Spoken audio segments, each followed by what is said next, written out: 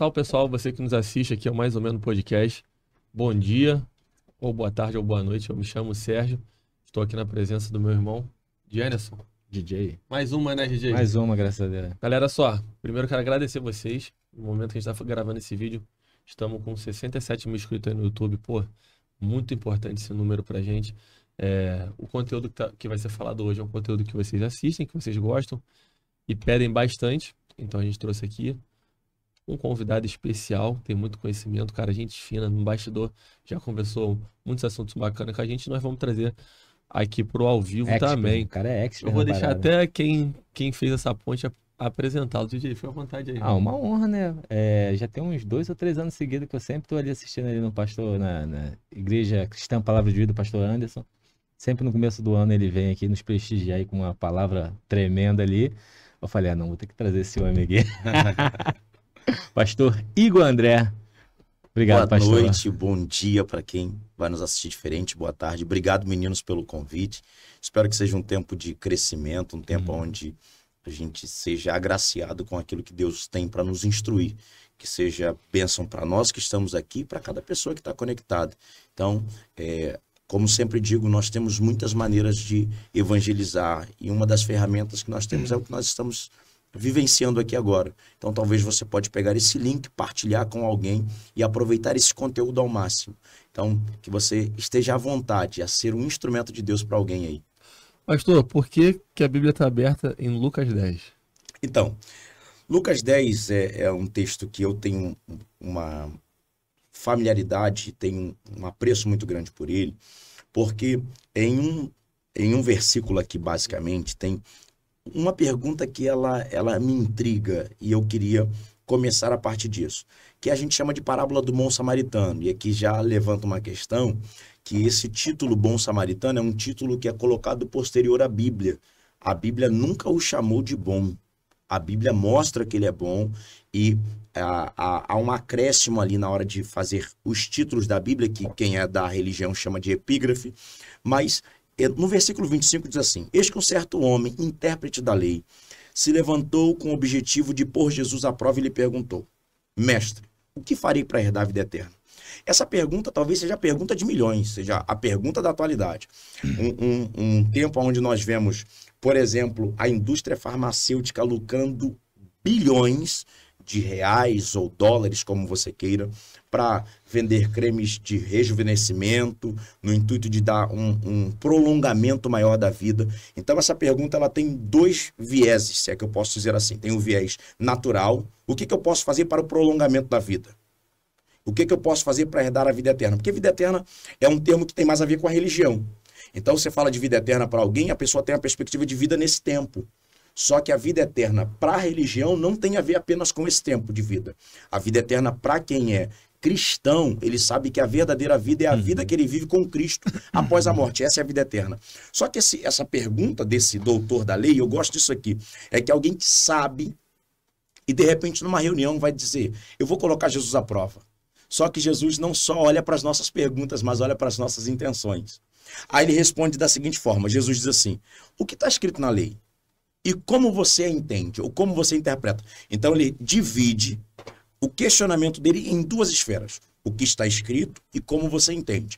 Então a gente começa a perceber que há pelo menos 2 maneiras de compreender o texto sagrado. A primeira é olhando para a leitura e a segunda é olhando para a interpretação. Só que Jesus faz questão de colocar isso nessa ordem para que se entenda que, se eu não fizer uma boa leitura, eu naturalmente comprometerei a minha interpretação. Então ele diz: como é que está escrito? Então a primeira pergunta não tem resenha, não tem a possibilidade do cara refletir sobre o que está escrito. Não, é o que está escrito. O que está escrito? Então me responde o que está escrito. Perfeito. O que você entende a partir do que está escrito? Então, se vale uma dica nesse primeiro momento de conversa, eu ouço muito em rodas de cristãos gente falar: eu entendi para mim, mas não sei explicar. Só que às vezes o descomprometimento não está ligado nem a questão de não saber explicar, mas simplesmente ao fato de não ter lido direito. Então, por exemplo, como é que você lê? Ele está perguntando: você leu? Agora que você leu, como você interpreta? Como é que você aplica isso? Aí esse texto me chama a atenção porque Jesus vai provocar. Se a gente estivesse num ambiente acadêmico, eu poderia dizer que Jesus, nesse momento, estava usando a maiêutica socrática, respondendo uma pergunta com uma outra pergunta, a fim de que a reflexão da resposta fizesse com que o ouvinte já tivesse a resposta por si só. Então ele está dizendo o seguinte: você me perguntou, eu te respondo com uma pergunta, a fim de que você reflita sobre o que de fato você quer. Porque, lembre-se disso, Jesus é aquele que conhece não só as nossas ações, mas conhece as nossas motivações. Motivações, motivo das ações. Por que faço o que estou fazendo? E aí, a partir disso, é que eu quero pensar algumas coisas com vocês aqui hoje. A gente crescer junto. Cara, aulas. Pastor Fitness, né? Só no cafezinho sem açúcar. Tô tentando botar o shape igual de vocês até dele, o final né? de fevereiro. Senhor, me ajuda. Tô nessa luta também. Caramba, pastor, e tão jovem, tanto conhecimento. Nessa última vez que você foi ali na Palavra de Vida ali, você falou da sua experiência de estar dando aula numa escola bilíngue, se eu não me engano. E, né, todo acontecimento tão novo, já com esses feitos, como é que... Primeiro, a glória é de Deus. E não tenho isso como uma fala de jargão, porque eu tenho a consciência de que onde estou não tem a ver com o currículo que tenho. Não coloco isso de maneira negligente, não quero aqui ser um entusiasta de alguém a ser leigo, a não estudar, até porque tenho faculdade, tenho pós-graduação, tenho especialização fora do país. Não é isso que eu quero dizer. Eu só estou dizendo que nada disso é substitutivo da manifestação de Deus sobre a tua vida. Então, quando eu olho para esses acontecimentos, o fato da escola por exemplo, é literalmente a boa mão de Deus. Eu entendendo que Deus está fazendo por mim muito mais do que eu poderia fazer. E a minha paixão por leitura bíblica, ela não começa na academia, na faculdade. Ela começa na EBD. Então, assim, a EBD, ela no meu entendimento, é um dos cultos mais importantes da igreja. Por isso que uma das primeiras perguntas que eu faço para alguém: você está inserido na igreja? Você participa de alguma célula? Até encontrei com um amigo outro dia, ele perguntou: o que é célula? Então, não porque... não era para denunciar, cara. Entendeu? Não era para denunciar. Porque é onde você tem tempo de se dedicar a um trecho da palavra, não necessariamente uma célula, aqueles que são de uma raiz mais tradicional, uma EBD.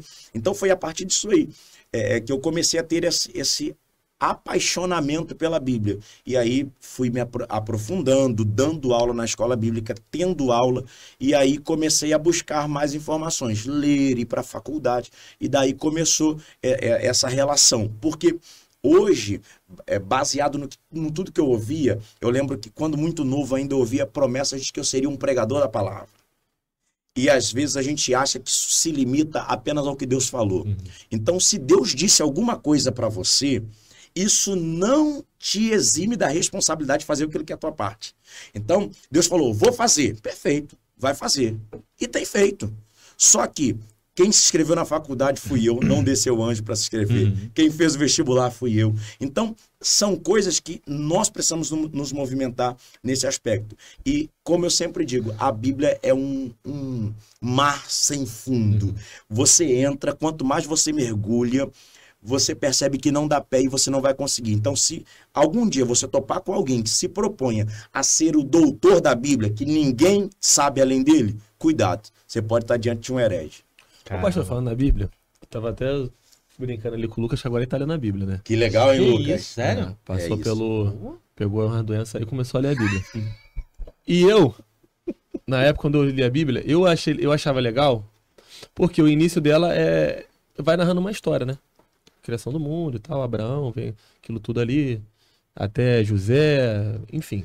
O início da Bíblia é maneiro, tu consegue ler, depois vem até a parte de Juízes e tudo mais. Só que depois entra numa parte ali de conselho, de provérbio, de salmos, cantares, já... Assim, eu que gosto de história, achava legal o início, mas nessa parte já não me interessei tanto.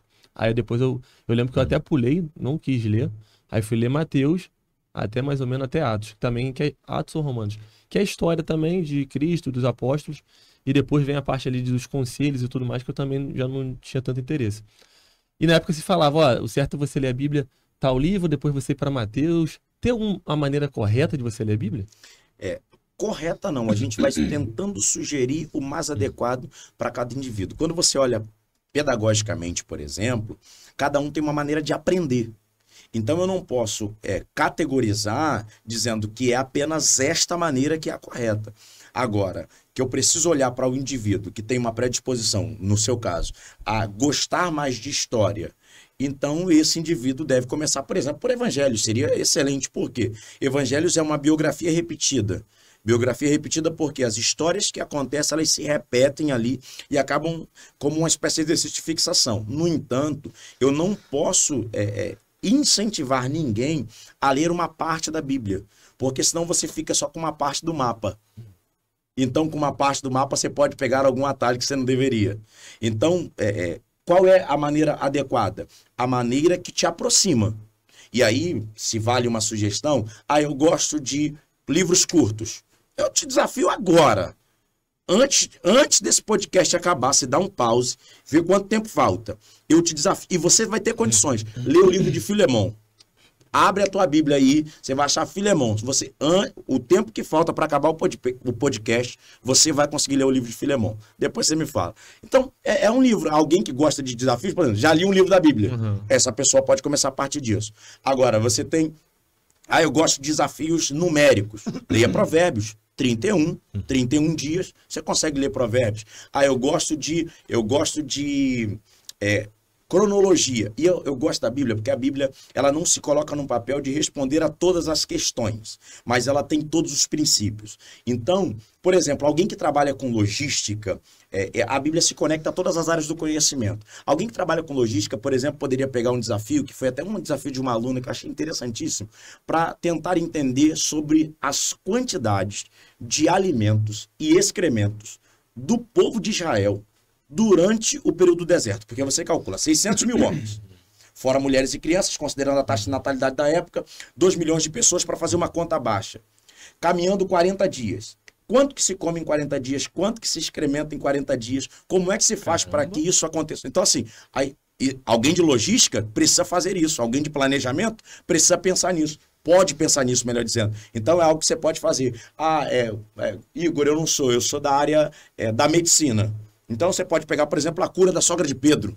Pegue as relações de cura de Jesus, comece a fazer conexões com isso. E a cura da sogra de Pedro tem um fator interessante, né?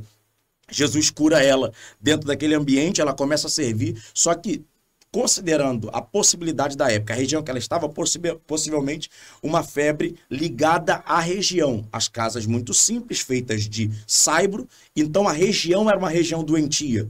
Então Jesus cura ela dentro de uma região doentia. Aqui eu aprendo uma outra coisa com Cristo. A beleza da Bíblia é maravilhosa. Ele está dizendo que ele não precisa me mudar de ambiente. Ele pode me curar dentro de um ambiente sujo, dentro de um ambiente ruim. Ele pode manifestar cura sobre mim dentro desse ambiente. Então você começa a olhar para as histórias e dentro das histórias observar as mensagens. É isso que é o como ler, como entende.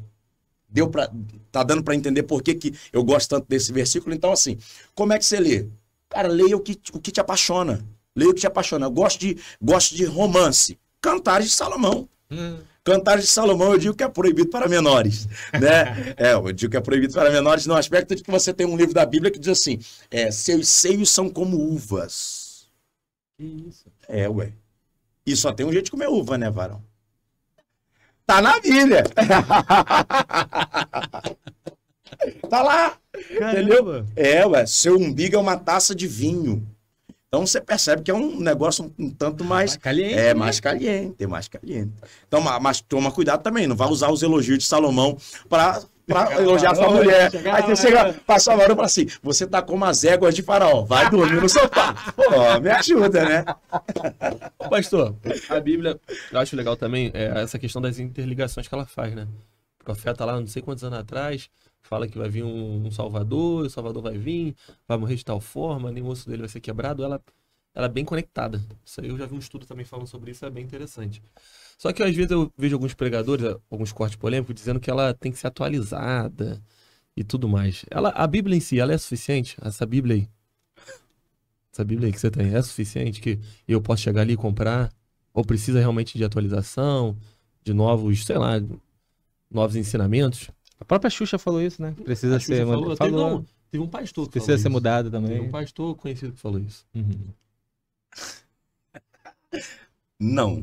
Não precisa ser atualizada. Ela é suficiente. Resposta curta, é suficiente. Por que não precisa ser atualizada? Assim, a grandeza da Bíblia está na inspiração de Deus. Como que funciona a inspiração? Um processo que a gente conhece na teologia. Deus não rouba as faculdades do ser humano para inspirar o processo criativo da Bíblia. É importante entender que Deus se manifesta dentro de uma cosmovisão. O que vem a ser cosmovisão? Cosmo, mundo, visão, visão. Então, visão de mundo. Se Deus estivesse falando de maneira plena, e aqui, entenda bem, e vocês cuidado com esses cortes aqui agora. Presta atenção, que isso aqui eu quero de um pouco mais de tempo, que esses meninos cortam e depois eles me arrebentam. Então, vamos lá. Se Deus estivesse falando de maneira plena, na boca do indivíduo, sem considerar a sua capacidade de entendimento, por exemplo, você não teria vem dos 4 cantos da terra na Bíblia. Por que está dizendo vem dos 4 cantos da terra? Percepção de mundo. Cosmovisão, visão de mundo. Então o autor sagrado está escrevendo como ele percebe o mundo. Você quer ver um texto que a gente gosta? Quem é assembleano já deve ter cantado. Josué orou e o sol, você lembra? Uhum. Parou. Pergunta a vocês. Copérnico descobriu que o sol sempre esteve parado. Ciência. Então, se orou e o sol parou, e Copérnico disse que o sol está parado, então, peraí, não aconteceu nada? Vamos lá. Cosmovisão. O entendimento do ser humano naquele contexto é que era o sol que se movia. Então, ele escreve baseado no seu entendimento. Aí ele diz, o sol parou. Então, se eu tivesse que atualizar, não é a palavra mais adequada, se eu tivesse que reler isso a partir da estrutura científica da minha condição, do meu tempo, eu diria, a Terra parou. Estaria errado? Não. Por quê? Porque a minha compreensão científica é uma, a do autor sagrado é outra. No entanto, eu preciso respeitar isso. Quando diz o sol parou, aí eu gosto disso aqui, por exemplo, Josué orou, o sol parou. O que acontece mais ou menos aqui, não sei se aqui em Paracambi é assim, mais ou menos 5h30 da manhã acontece o quê? O sol? Ele nasce. Nasce. 6h30 da tarde, 6 horas da tarde, o sol? Se põe. Não, peraí, gente. Acorda, acabei de falar aqui com vocês agora que o sol tá parado. Que história é essa de sol nasce? Verdade. Falei agora. Você acabou de me ouvir. Só que você me respondeu baseado no quê? Cosmovisão. Como você entende. Percepção de mundo. O que te ensinaram. Aí você pode errar, o autor sagrado não. Então a Bíblia é tão poderosa, mas tão poderosa, que até para corrigir os erros Deus não permitiu. Porque se tivesse permitido corrigir os pseudo-erros que alguns apontam, ele diria, alguém retocou isso, Constantino mexeu nisso. Não, amigo. Até para isso Deus se manifestou, porque a Bíblia é um livro que comunica a todos os seres humanos em todos os níveis de conhecimento. É por isso que você tem um filósofo como Paulo, mas você tem um Pedro que é um pescador.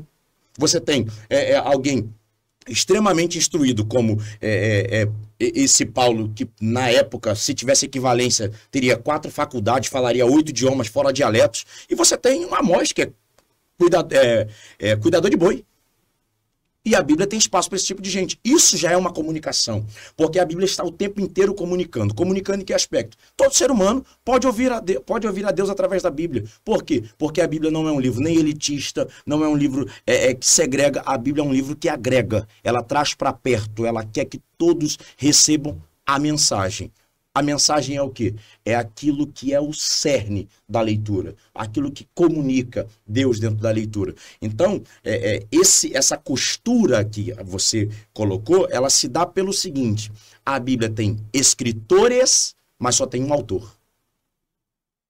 Só que se você pegar qualquer uma redação hoje, nós estamos aqui, uma equipe top aqui por trás dos bastidores, peça para que todos escrevam sobre o que nós estamos falando. É possível que alguém escreva de maneira discrepante, mesmo estando dentro da mesma sala. Como é que autores que nem se encontraram escreveram sobre o mesmo assunto de maneira tão brilhante? Só tem uma explicação. Deus está no centro da Bíblia. Deus comunica a sua verdade.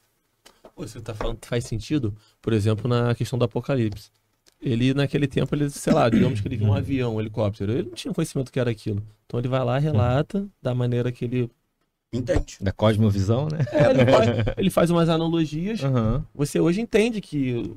Porque com o avanço você consegue entender. Mas lá na época, o João, lá na Ilha de Patmos, não conseguia. Então ele fazia É porque a analogia que ele podia. você tem algumas maneiras de interpretar a Bíblia. Você tem a maneira histórica e você tem a maneira profética. Uma coisa não é necessariamente excludente da outra. Você precisa entender o texto dentro da sua história para que você entenda ele profeticamente. Porque existem textos que estão na Bíblia que têm uma importância e uma relação histórica com o seu tempo. No entanto, é um apontamento profético. Isso tudo se dá a partir do quê? De uma leitura total da Bíblia. Aí eu volto na tua pergunta anterior, por que que é importante que não se pule livros, por exemplo? Porque se você pular livros, você fica só com uma parte do mapa. Você não entende o todo. Então, para entender esse todo, é importante essas conexões. Quando você pega o exemplo que você usou, Sofonias, por exemplo, foi muito falado no período do 11 de setembro. Sofonias, porque até aquilo que a gente dizia nos bastidores, há uma diferença entre leitura apocalíptica e leitura escatológica. Então, essa leitura de Sofonias, quando a gente viu o 11 de setembro, as Torres Gêmeas, aí a gente começou a falar do prédio, nação, gente gemendo, chorando, que você vai fazendo conexões. No entanto, há acontecimentos históricos. Por quê? Porque você tem profecias na Bíblia que já se cumpriram, profecias na Bíblia que vão se cumprir. Então, essas que já se cumpriram podem acontecer como um efeito rebote. Se é que eu posso... Rebote não, replay, melhor dizendo. Ela pode acontecer novamente num outro espectro, dentro de um outro tempo, para manifestar a mensagem. Porque o que Deus deseja em todos os tempos não é falar uma palavra, é comunicar uma mensagem. Essa mensagem que precisa ser ouvida. Como é que eu percebo Deus dentro disso? Então, a maneira melhor de perceber a Deus é pela Bíblia. Porque, por exemplo, quando eu quero expressar alguma ideia, eu faço o quê? Você se expressa comigo, fala. Fala. Quando eu quero expressar o que eu sinto, o que eu faço? Geralmente você demonstra, né? Demonstra, Movimenta. mas para eu saber o que você está Abraça. sentindo, abraça, fala. Fala. Então você quer saber o que pensa, fala. Quer saber o que sente, fala. Aí a Bíblia é chamada de palavra de Deus. Aí eu quero saber o que Deus pensa, o que Deus sente. Não leia a Bíblia? Possível. Mas aí quando o senhor fala que não é para pular nenhum livro, para poder ter todo o entendimento. E os livros que não foram colocados na Bíblia, que as pessoas tanto se perguntam sobre isso? Boa pergunta. Então, essa pergunta é interessante porque você tem, na perspectiva bíblica, você tem uma perspectiva comum, que, por exemplo, é uma perspectiva católica e protestante. A católica é a tradição dos 73 livros, que a gente chama de apócrifos, os que estão lá a mais. E você tem na tradição cristã os 66 livros. Aí, por que então não considerar os apócrifos e considerar os cristãos? Porque quando você olha para os concílios, se eu considerar que Deus é manipulado por um ser humano, ele não merece a minha fé. Então eu acredito que Deus usa até a perversidade do homem para comunicar a sua vontade. Então, os livros que nós temos aqui são aqueles que Deus, por provisão divina, decidiu que era o que a gente teria para poder manifestar o nosso entendimento, compreensão, relação de fé e salvação e eternidade. Ponto. No entanto, a gente precisa considerar uma coisa, que isso daí só se daria com um estudo mais aprofundado dos textos sagrados. A gente olha para os apócrifos, mas não existe só essa leitura dos 7 livros, literatura dos 7 livros. Existem outras literaturas. Por exemplo, o Apocalipse que nós temos é o Apocalipse de João. Mas era comum na época dos apóstolos, por exemplo, ter uma leitura apocalíptica deles. Eles fazerem isso por quê? Porque se você observar, quando você lê os evangelhos, parece que há uma urgência na volta. Jesus está voltando, tanto que se você pegar Atos dos Apóstolos, o povo vendia tudo que tinha e começava a viver uma vida meio que desprendida da terra na perspectiva dele. Vai voltar já já, daqui a pouco ele está de volta aí, não tem porquê eu ter isso aqui. Então essa perspectiva apocalíptica fez com que muitas literaturas surgissem. Então por que essas literaturas não ganharam status de texto sagrado? Simples, provisão divina. Então, a gente precisa entender que Deus não tem autores sagrados. Deus tem textos sagrados, que é diferente. Qual a diferença de autores sagrados e textos sagrados? Se eu sou um autor sagrado, tudo que eu escrevo é Bíblia. Deus não tem isso. Porque, por exemplo, tem textos de Moisés que não são bíblicos. É mesmo? É. Porque você, volto a dizer, é o estudo mais aprofundado dos textos. Você tem. Se hoje você encontrar, por exemplo, um escrito de Isaías, é bíblico? Não. É histórico. Interessante saber disso, não. Porque o que acontece? O que a gente tem como Bíblia é uma provisão divina. Deus se manifestou através disso. Então, e a Bíblia não se contradiz. O que ela fala, ela corrobora, ela reitera, ela vai fortalecer para manifestar a mensagem. Então, é importante fazer essa distinção entre texto sagrado e autor sagrado. A Bíblia tem textos sagrados. Deus usou quem? Usou autores das mais diversas formas. No entanto, nem tudo que eles escreveram está na Bíblia. Você tem, por exemplo, quando você pega a perspectiva de Coríntios, a carta aos Coríntios, você tem na nossa Bíblia 1º e 2º Coríntios. Mas se você ler com atenção, vocês já fizeram isso? Com atenção, você vai perceber que a carta aos Coríntios deve ter ali 5 cartas, só que uma perdida. Eu já ouvi falar isso. Então você tem. Aí você pega essa perspectiva da estrutura textual, aí você fala, por que se perdeu? Porque, por providência divina, aquilo que estava escrito, Deus não considerou que seria necessário para o nosso entendimento de salvação. Ponto. Porque na Bíblia eu preciso entender que há uma coisa chamada soberania de Deus. Volto a dizer, o autor da Bíblia é Deus. Ponto. Então os homens que foram parte dessa engrenagem serviram a um propósito divino. Isso é muito falado, né? De outros livros, a galera assiste esse conteúdo, Salomão, cara. Enoque. Enoque, verdade. E aí, como se tivesse Se apegam vários muito a segredos, isso. se apegam muito a isso. É porque você tem. É porque a perspectiva é muito tecnológica, é tecnicista para poder ficar falando aqui e não diminuindo a capacidade de entendimento do público, mas você tem os livros que são prolegômena, homolegômena, antilegômena, todos esses que fazem parte de categorias de escritos que não necessariamente são bíblicos. Então, o que faz um livro ser apócrifo, por exemplo? A sua teologia. Se ele tem uma teologia que contraria a teologia bíblica, ele faz com que aquilo não faça parte do livro. A doutora Sara Cavalcanti tem um exemplo que é fenomenal. Doutora Sara Cavalcanti, falando sobre quem estuda sobre falsificação de notas. Ela diz que quem estuda sobre falsificação de notas não gasta tempo olhando notas falsas. Caramba. Ele detém toda a energia olhando para a verdadeira. Porque automaticamente, quando ele pega uma falsa, ele já sabe, pela textura, pelo formato do número, pela marca d'água. Então, o que a gente precisa fazer? Ficar olhando pro que não é o real? Não, se atenha ao texto bíblico. Me atenho ao texto sagrado. Diante do texto sagrado, tudo que eu pegar que não corrobora com aquilo, eu sei que é falso. Um livro que traz muita polêmica é o de Levítico, né? Sim. A galera traz como se fosse a lei da época para hoje. A gente sabe que muita coisa... É diferente, né? Diferente, Tradição, né? tudo. Tradição, há uma distorção muito Até grande. alguns países que você vai hoje é totalmente diferente a tradição, os princípios, e a galera, parada de, sei lá, 2000 anos atrás, a galera quer trazer os dias atuais. Pode falar. Não, vai lá. Não, então, o livro de Levítico, volto a dizer, ele carrega princípios. Então, existem leis cerimoniais que estão dentro de Levítico que tem a ver com o que Deus está estabelecendo para aquele povo, para aquele contexto, naquele momento. Isso não é de alguma... A minha fala aqui não é de alguma maneira excluindo o livro de Levítico. Não é isso. É que eu preciso olhar qual é o princípio de Deus por trás daquilo. Então, porque na Bíblia eu não posso olhar para o rito pelo rito.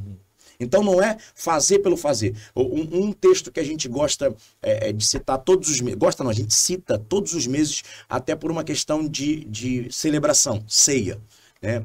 Fazer isto em memória de mim. Então a ceia é um ato de memória.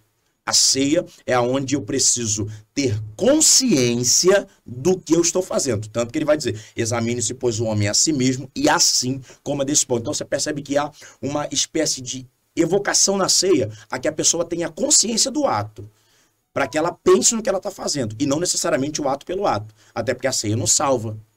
Então eu preciso entender por que eu estou fazendo. A mesma coisa quando eu olho por um princípio de Levítico. Por que Deus estava fazendo aquilo naquele tempo, daquela forma? Porque é uma outra coisa na Bíblia que a gente precisa considerar, que é o que a gente chama de revelação progressiva. de Deus. O que é revelação progressiva? Calvino diz que Deus, para se revelar, se escondeu, né? Porque se Deus se revelasse... Isso é louco, né? Porque se Deus se revelasse na forma que ele é, a gente não conseguiria o compreender. Porque o que é a Bíblia?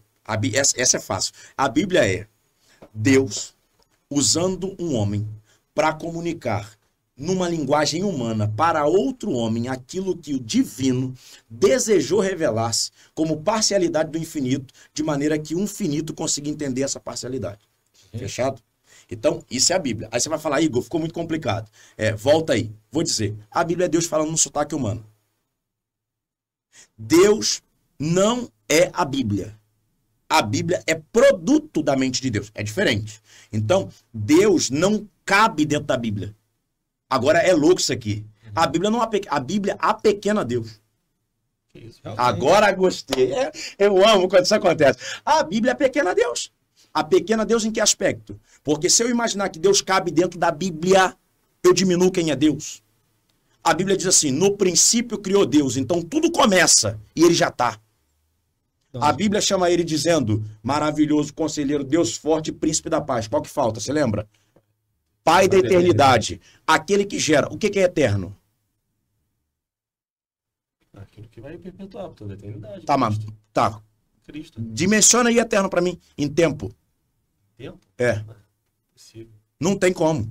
Tá vendo que a tua cabeça começa a bugar? Você tá dizendo, eterno não é o que não tem fim, porque o que não tem fim é infinito. Então, eterno é o que é de sempre para sempre. Ele gerou. Então, se eu achar que a Bíblia cabe Deus, eu tô apequenando Deus. Deus é maior do que a Bíblia. Deus pode e tem condições plenas de se revelar sem a Bíblia. Mas a melhor revelação de Deus é a Bíblia. E uma coisa que a galera sempre se questiona, e todos questionam, e todo mundo que vem aqui, qualquer pastor, eu sempre pergunto, é sobre essa tal criação de Deus, tudo isso que aconteceu. Se Deus é onipotente, onipresente, onisciente, como é que tudo que aconteceu lá, desde Adão e Eva lá, a cobra, a maçã, né, simbolicamente falando, por que aconteceu isso? Ele sabia o que ia acontecer. Então, porque Deus não é pego de surpresa. Porque se Deus criasse seres humanos sem a possibilidade de escolher, Deus seria tirano. E Deus não é tirano, Deus é soberano. Há uma distinção entre tirania e soberania. Soberano é aquele que pode todas as coisas. Tirano é aquele que faz tudo o que pode sem medir as consequências. Então, se Deus fosse tirano, ele diria o seguinte, eu vou criar um ser humano em série. Ele não vai me desobedecer. E ele vai só viver para mim. Ponto. Só que uma das coisas que a teologia chama de o defeito de Deus é Deus permitir-se ser rejeitado por um ser humano finito. Isso não faz o menor sentido.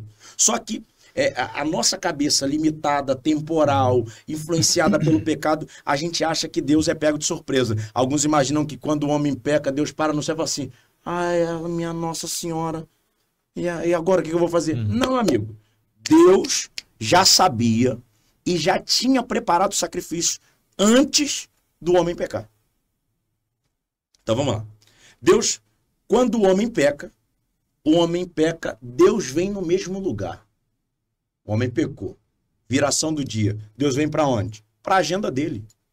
Deus não altera a agenda dele por conta do pecado do homem. Isso daqui é lindo demais, cara. Porque pensa comigo, se Deus fosse um ser que não quisesse o homem, ele diria, o homem pecou, Deus é onisciente. O que eu vou fazer lá? Mas a gente tem um encontro marcado. Eu não mudo a minha agenda por conta do teu pecado. Isso daqui é lindo. É por isso que você está vivo. É por isso que eu estou vivo. Porque Deus está dizendo, eu estou te dando chance de mudar, cara. Eu estou indo aonde a gente marcou.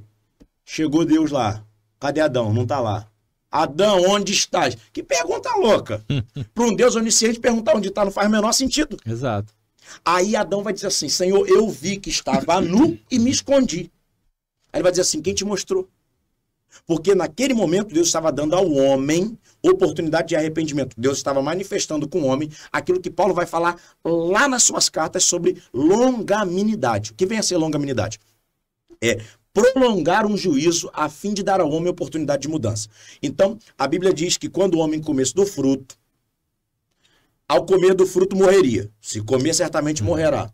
Pergunta, senhores, aqueles que estão aqui e aqueles que estão nos acompanhando. Por que o homem não caiu duro na hora que comeu?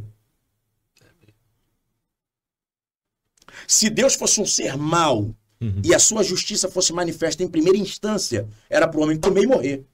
Mas não morre.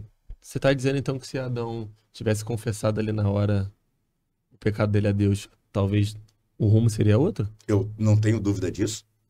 Porra, legal. Confissão de pecado? É. Confissão de pecado atrai, porque a Bíblia diz que é um coração quebrantado e contrito, Deus não o rejeitará. Então, Adão vai dar desculpas para o seu pecado e não pedir perdão pelo seu pecado. É diferente. Saul e Davi. Não, Senhor, é que demorou.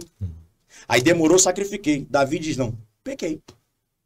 Porque se você olhar logicamente, o pecado de Saul parece um pecado mais simples que o pecado de Davi. Davi comete adultério, bota um homem na frente, batalha, mata um homem, mas Davi vai ter a Bíblia o chamando de homem segundo o coração de Deus. E Saul não, Saul faz um sacrifício. Mas a diferença é que dá desculpas, não pede perdão. Então, quando o homem começa a dar desculpa, ele vai dizer, Senhor, o problema não sou eu, não. O problema, a mulher que tu me deste. Quem é o problema, na verdade? Se o meu problema está ligado a algo que você me ofereceu, quem me ofereceu o problema? Você. Era isso que ele estava falando para Deus.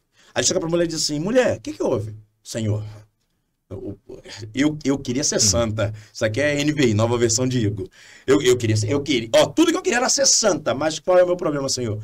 É a serpente que tu colocaste. O homem transferiu para Deus a responsabilidade do pecado. Aí nessa hora Deus poderia mais uma vez ter executado o juízo. Aí Deus faz o quê? Cobre eles com uma pele de animal. Isso aqui é legal, esse detalhe da Bíblia aqui. Por que com uma pele de animal? Porque folha de figueira cobre, mas não tem permanência. Resseca e quebra. Toda tentativa do homem de tentar fazer alguma coisa com relação aos seus pecados sempre será fadado a daqui a pouco dar errado. Deus é quem faz isso por nós. Aí cobre esse homem. Cobre o homem e bota para fora. Por que não mata e bota para fora?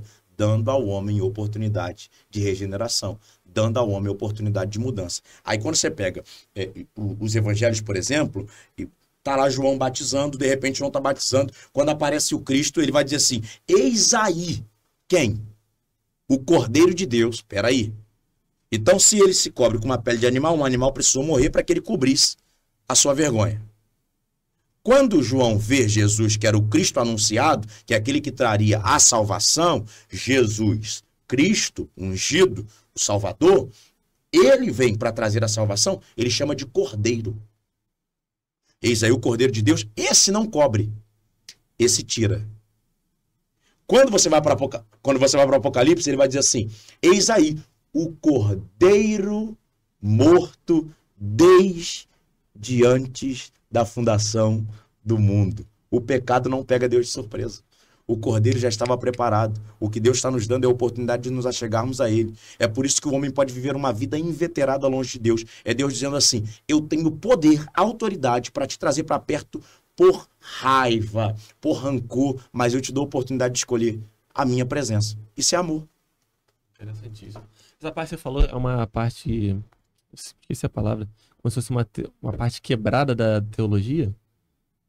Não, a gente chama de... alguns chamam de o defeito da teologia. Defeito da teologia.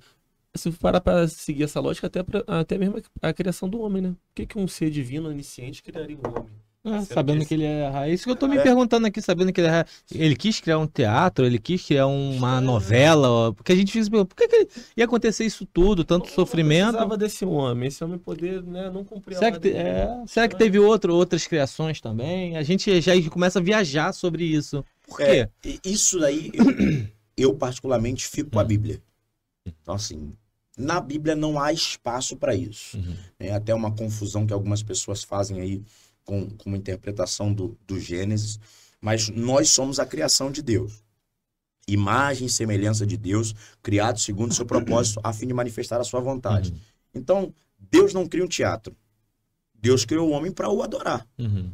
O defeito da teologia nessa perspectiva é dizer assim, eu poderia obrigá-lo, mas não obrigo. Eu poderia pegar ele pela orelha e dizer, vem, mas não faço. O que eu faço? Lhe mostro o meu amor. E dou a ele a oportunidade de aceitar ou rejeitar. E aqui é importante que ninguém vai para o inferno. Ninguém vai para o inferno pelo que aceitou. Qualquer pessoa que vá para o inferno, ela vai pelo que ela rejeitou. Deus sempre vai dar ao ser humano a oportunidade de mudança. Sempre. É do caráter de Deus. Isso. Igor, por exemplo, você quer ver um negócio que é interessante? Quando você olha, Igor, se a Bíblia, como ouvirão se não há quem pregue, a gente já ouviu isso, né, que é legal, quem já participou de culto de missões fala assim, a gente vai chegar nos ribeirinhos do Amazonas e na hora que a gente alcançar a última tribo, Jesus volta. Legal. Pergunta a vocês, e quem morreu antes da Bíblia? O pastor Wilson respondeu isso aqui. Você está entendendo? Você começa a pensar e aí você olha para a grandeza de Deus. A Bíblia fala em Salmos que os céus manifestam a glória de Deus. Deus se revela como Ele quer. Deus pode se revelar além da Bíblia. Então é essa perspectiva que eu tenho que ter. Esse Deus soberano não é tirano. Porque assim, imagina, Deus, eu acho lindo que Deus não é poderoso. Deus é todo poderoso. Isso é diferente. Poderoso é o presidente do Brasil, o presidente dos Estados Unidos, eles são poderosos. Agora Deus é todo poderoso. Ele tem poder para fazer tudo em qualquer instância, em qualquer lugar, mas não permite se deixar tomar por essa vaidade. Senão Deus vira um megalomaníaco, dizendo, tem que me adorar, senão eu te lanço no inferno. Ele está dizendo, meu filho, eu te amo tanto que eu quero te salvar. Meu objeto de maior apreço é ter você do meu lado. É fazer você entender isso. É por isso que Santo Agostinho diz que todo ser humano tem um vazio dentro dele que só Deus pode preencher. Mas ninguém. Dinheiro não resolve, filho não resolve, mulher não resolve, religião não resolve. Só Deus resolve. Ainda falando sobre a criação do homem, a Bíblia fala que o homem teria poder, o domínio, né, sobre todas as coisas. O que seria isso? Capacidade de governar. O homem tem capacidade de governar e possibilidade de governar. E todas as vezes que o homem se afasta de Deus, ele perde essa capacidade. Porque o que o homem recebe de Deus não é poder, é autoridade. Deus é a fonte do poder. O homem é autorizado a usar do poder que Deus deu para ele. Então, se eu me afasto da fonte do poder, eu me torno menos autorizado. Então, o homem é autorizado pelo poder que Deus dá a ele. Por isso que um dos gomos do fruto do Espírito é chamado de domínio próprio. O que é domínio próprio? É controlar a sua própria natureza, sua própria vaidade. É ter condições de, mas não. Tenho condições de, mas não. Por quê? Por conta do domínio próprio. Isso é o quê? Fruto do Espírito. Fruto do Espírito é resultado do quê? Fruto do Espírito é resultado de relacionamento com Deus. Se eu estiverdes em vós e vós estiverdes em mim, nós seremos um, assim como eu e o Pai somos um. Então só há como manifestar fruto com a relação, com a proximidade. Essa proximidade é que vai manifestar o fruto. E dentro desse fruto, um dos gomos do fruto é o domínio próprio. Então esse poder de dominar do homem está relacionado à autoridade que ele recebe de Deus, que é a fonte do poder. E o que ele precisa ter para ter esse poder sempre validado? Está perto de Deus, que é uma prova muito simplória, mas talvez me torne compreensível. Alguém que está me ouvindo aqui fuma 2 maços de cigarro por dia.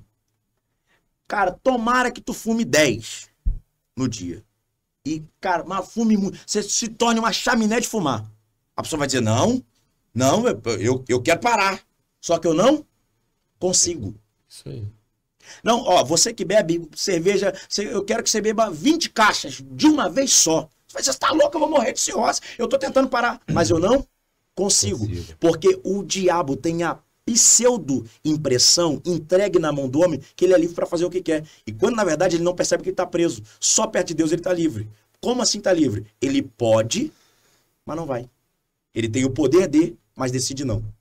Isso é domínio. Isso é poder. Isso é dominar sobre todas as coisas. Você acredita, então, que antes do pecado, né, que depois tem um pecado, Deus diz que o homem vai trabalhar, vai vir do sol do seu trabalho, a mulher se sentirá dor de parto, efetivamente falando. Então, assim, você acredita que antes o homem poderia, sei lá, fazer uma árvore dar um fruto, desse jeito assim? Que tinha poder sobre essas coisas, chover, manipulação, era esse tipo de poder ou não? Não sei. Não tava lá não, cara. Não sei mesmo. É de verdade. Aí, tipo assim, se eu tentar te responder... vai ser um achismo. Eu não sei. Eu não acredito nisso. Aí é uma opinião mesmo. Eu não acredito porque poder que Deus confere ao ser humano é para manifestar propósito. Qual seria a razão do ser humano dominar sobre isso? Então, assim, esse poder deve manifestar um propósito. Todas as coisas manifestam para a glória de Deus, redundam na glória de Deus. Se redundam na glória de Deus, então esse poder do homem não é para que essa autoridade que o homem recebe, não é para que o homem se sinta ou se mostre poderoso. Até porque o homem que se sente e se mostra poderoso, ele é vaidoso. Se ele é vaidoso, ele peca. Se ele peca, está longe de Deus. Então, eu não acredito que seja para isso o poder que Deus... Nós ouvimos uma teoria aqui muito louca, mas maneira. Não, maneira. Sabe o que o pastor falou? O pastor falou assim, ele falou que não é comprovado, mas é o pensamento nos estudos dele. Que ele falou o seguinte, por que Deus criou todos os planetas, né? Aí ele fala dessa relação do pecado. Resumindo aqui, é como se Deus tivesse criado todos os planetas para que o homem, antes do pecado, pudesse habitar em todos esses planetas. Caramba. Não haveria limitação. O homem não morreria. O homem não morreria, o homem seria eterno. Olha quantas pessoas já nasceram. É verdade. Então, qual o pensamento que ele falou aqui? Que poderia ser uma hipótese?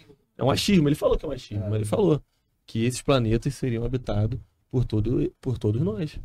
Essa morte que teve, todo mundo que passou, não. Estaria nesses planetas. E o homem teria a condição de viver nesses planetas. Caramba. Ah, mas assim... Uma possibilidade. Ué, é um achismo. É um achismo. Não tinha um achismo. Não tinha um pecado, o homem não ia morrer. Eu sempre gosto de falar sobre manifestação de propósito. Se não manifesta um propósito, eu tenho dificuldade de entender, porque senão Deus me parece, sabe, aqueles seres humanos vaidosos que chegam assim, cara, vocês têm que ver como eu sou poderoso, cara. Eu não consigo imaginar o caráter de Deus assim. Então, para mim é difícil conceber a ideia, mas não estou descartando. Antes, possível, e eu não estava lá, então... Volto a dizer, é possível. Até na criação do homem também. Aí você falou que Deus é um Deus que ele não é... que ele é um Deus, como é que se diz? Soberano. Não, toda a relação com ele é Lúcifer, né? Acho que Lúcifer nem é citado na Bíblia, ou é citado uma vez alguma coisa. É alguma coisa... existiu alguma coisa antes disso? Porque, por exemplo, todo o problema que ele teve com Lúcifer foi antes da criação do homem. Pelo menos o que eu entendo é isso. Foi alguma coisa para provar, alguma briga? Como é que gera isso? Como é que acontece isso? Há algumas linhas de interpretação, por exemplo, uma que ficou muito popular no Brasil há um tempo atrás, que foi a teoria da lacuna. Uhum. Teoria da lacuna que trata que entre Gênesis 1 e 1 e 1 e 2 há uma lacuna. Essa lacuna de anos, alguns sugerem milhões, é aí que há uma destruição, porque você tem no Gênesis 1 e 1, no princípio criou Deus os céus e a terra. Se tudo que Deus faz é bom, tudo que Deus cria é bom. Uhum. Desculpa, por que você tem no versículo 2 e a terra era sem forma e vazia? Então você tem um problema, porque a expressão hebraica ali é informidade e vacuidade. Que é um vácuo. Aí eles sugerem, isso é uma teoria, sugerem que a destruição acontece entre esses dois versículos e não é colocada dentro do texto sagrado. E ali há esse desequilíbrio da terra e tal. E aí quando o Espírito vem, porque diz, o Espírito pairava sobre a face das águas. A expressão pairava ali é mera refet ou mera refet. Essa expressão, ela não tem uma tradução fina. A ideia melhor ali que você teria seria aerofólio aeronáutico, que seria alguém que produz energia a partir de si para gerar força no outro. Então, esse espírito que paira acreditando que a sua própria produção de energia dele mesmo possa gerar energia no outro. Aí daí a ideia de criação. É uma ideia até interessante, mas, volto a dizer, é uma teoria. É uma teoria. No entanto, não olhar para isso como possível, volto a dizer, é limitar Deus. A gente não tem o todo. Por isso que a Bíblia diz, em parte conhecemos. Em parte, profetizamos. A Bíblia diz que os seus pensamentos são mais altos que os nossos. Porque existem coisas que a nossa cabeça vai limitadamente parar. A gente vai falar assim, daqui para frente não foi. O pastor Josué Brandão tem uma frase que eu acho interessante. Ele diz que o que minimamente compreendi da Bíblia prego, o que não compreendi creio. É basicamente assim que eu costumo tocar a minha vida. Tentar chegar à conclusão de todas as coisas, eu acho minimamente impossível, pelo menos para mim, nas minhas categorias de entendimento e pensamento. Então, é possível, não descarto, por conta disso. Então, você tem muitas teorias ali, porque há um princípio da teologia, desculpa, gente, eu tô falando demais, né? Não, tá ótimo. Pelo amor de Que Deus, isso? entendeu? Pode seguir. Não, vocês fazem e corta, cara, senão vai embora. Você tem um princípio na teologia que é o princípio de primeira menção. O princípio de primeira menção sugere que tudo na Bíblia é norteado pelo que ele é mencionado na primeira vez. Então, por exemplo, a primeira vez que Deus chama o homem, chamado de Deus por homem, Adão, onde estás? Não é um chamado para fazer, é um chamado para se relacionar. Porque o que Deus fazia na viração do dia com Adão? Se relacionava. Então, quando ele diz onde estás, não é para que Adão faça alguma coisa para ele. Como você bem colocou, esse homem no estado original, ele vive num estado de contemplação. Ele não vive reflexo do que ele faz. Ele vive reflexo do que Deus já fez. Tanto que, se você pegar os dias da criação, Deus cria o homem no último dia com tudo criado. Ele diz assim, tá pronto, amigo. O que você precisa fazer? Contemplar. Está comigo nisso. No entanto, o pecado distancia e a gente faz isso. Então, esse chamado do homem é para quê? Para se relacionar. Tanto que, se você observar, o chamado ao relacionamento é tão importante que no final da Bíblia, quando você vai falar sobre... no final da Bíblia, não, no final dos tempos, quando você vai falar sobre escatologia, ele vai dizer assim, me apresentarei diante dele e direi, Senhor, eu curei. Aí nessa hora eu imagino Deus igual a minha mãe, cara. Minha mãe, pensa numa mulher top, é minha mãe. Ela ia cruzar os braços e fazer assim, preguei ela, expulsei demônio. Muito bom. E aí? Apartai-vos de mim porque eu não vos conheço. Peraí. Pregar, expulsar demônio, curar, não me aproxima. Então é possível que alguém que faça para Deus não conheça Deus. Olha que louco. Então qual é o chamado de Deus? Ser conhecido e se revelar ao homem. Então, princípio de primeira menção. A primeira vez que Deus chama o homem, Deus chama para se relacionar. O que ele faz deve ser consequência desse conhecimento. E não ao contrário. Porque senão eu viro um ativista religioso e não um cristão. Pastor, Dá pra eu fazer uma pergunta, né? fala aí. Não, até em relação àquilo que você comentou sobre o pecado, também é um achismo assim, mas é uma coisa que eu fico pensando. Os anjos, eles são seres infinitos. E eles foram criados por Deus. E os anjos, eu vou me atrever a falar que eles pecaram. Alguns pecaram, porque Satanás desce com a terça parte dos anjos, então eu acredito que foi um pecado. Posso estar falando besteira, se eu estiver falando, tu me corrige. Não, Satanás desceu? Não, tu que tá dizendo, Não, cara. eu vou ser corrigido. Foi expulso. Eu vou... Desceu, não, foi expulso. Eu vou ser corrigido pelo senhor. Não, tá tranquilo. Então, assim, eu fico pensando. Será que os humanos, nós, a criação de Deus, não é meio que... Deus criou os anjos, teve essa experiência... E a gente, não, agora eu vou criar o homem. Tá correlacionado com vou dar tudo que o senhor falou aí sobre o cara ter que querer ficar comigo e tal. Será que não é esse foi o pensamento de Deus quando ele criou? Porque os anjos, ele cria uma outra forma, né? Os anjos são infinitos. Celestiais. Celestiais. Estão lá perto de Deus. Entendeu? Então eu fico assim, viajando nessa parada também. Na perspectiva de infinito, quando você tem o escritor aos Hebreus falando sobre essa questão do homem, o homem também foi criado nessa perspectiva.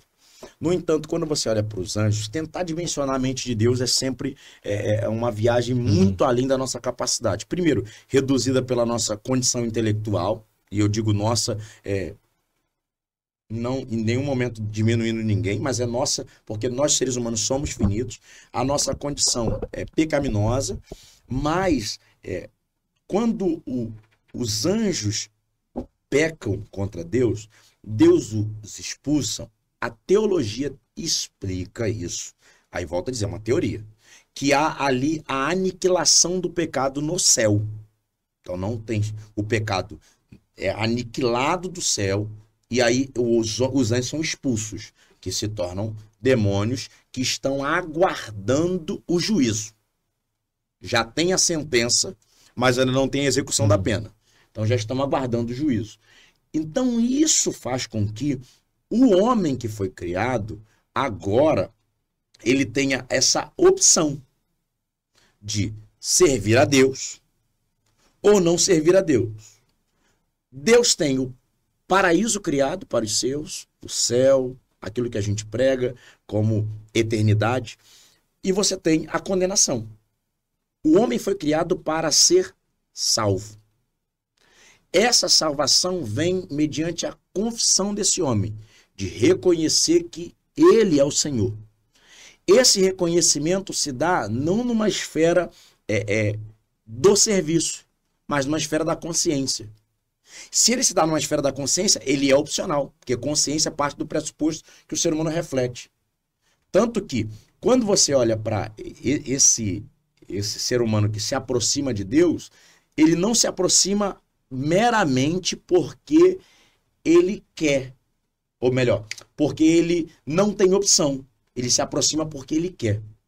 Ele se aproxima porque ele deseja. Ele se aproxima porque ele encontra em Deus o objeto da completude da vida dele. Então, dentro dessa perspectiva, o ser humano não foi criado por Deus como uma espécie de projeto bom do rascunho dos anjos. O ser humano foi criado por Deus porque era projeto de Deus criar. Porque, assim, volta a dizer, não dá para tentar dimensionar a mente de Deus, mas na mente de Deus, Deus está vendo agora. O dia que você nasceu, o dia que você casou, o dia que você vai morrer, no mesmo tempo. Deus é atemporal. Então, assim, um texto que a gente gosta de dizer muito, quando o ladrão da cruz fala com ele, Senhor, quando entrares no teu reino, lembra-te de mim. Ele diz, te digo hoje, estarás comigo no paraíso. Como assim hoje? Aí duas correntes de interpretação. Uns dizem que te digo hoje, vírgula, estarás, futuro, comigo no paraíso, é uma. Outras te digo, hoje estarás comigo. Que é uma outra corrente que diz que para Deus o tempo é distinto. Para Deus um dia é 1000 anos, então assim, o hoje é alguém que dormiu, acordou. Acordou quando? Hoje. Quanto tempo passou? Não sei. Tanto que a gente sugere que o sono é um estágio da morte. Alguém aqui já dormiu à tarde? Olha que loucura, dormir à tarde. Você dorme à tarde? Você dormiu 15 minutos, cara. Aí você dorme 15 minutos e acorda assim...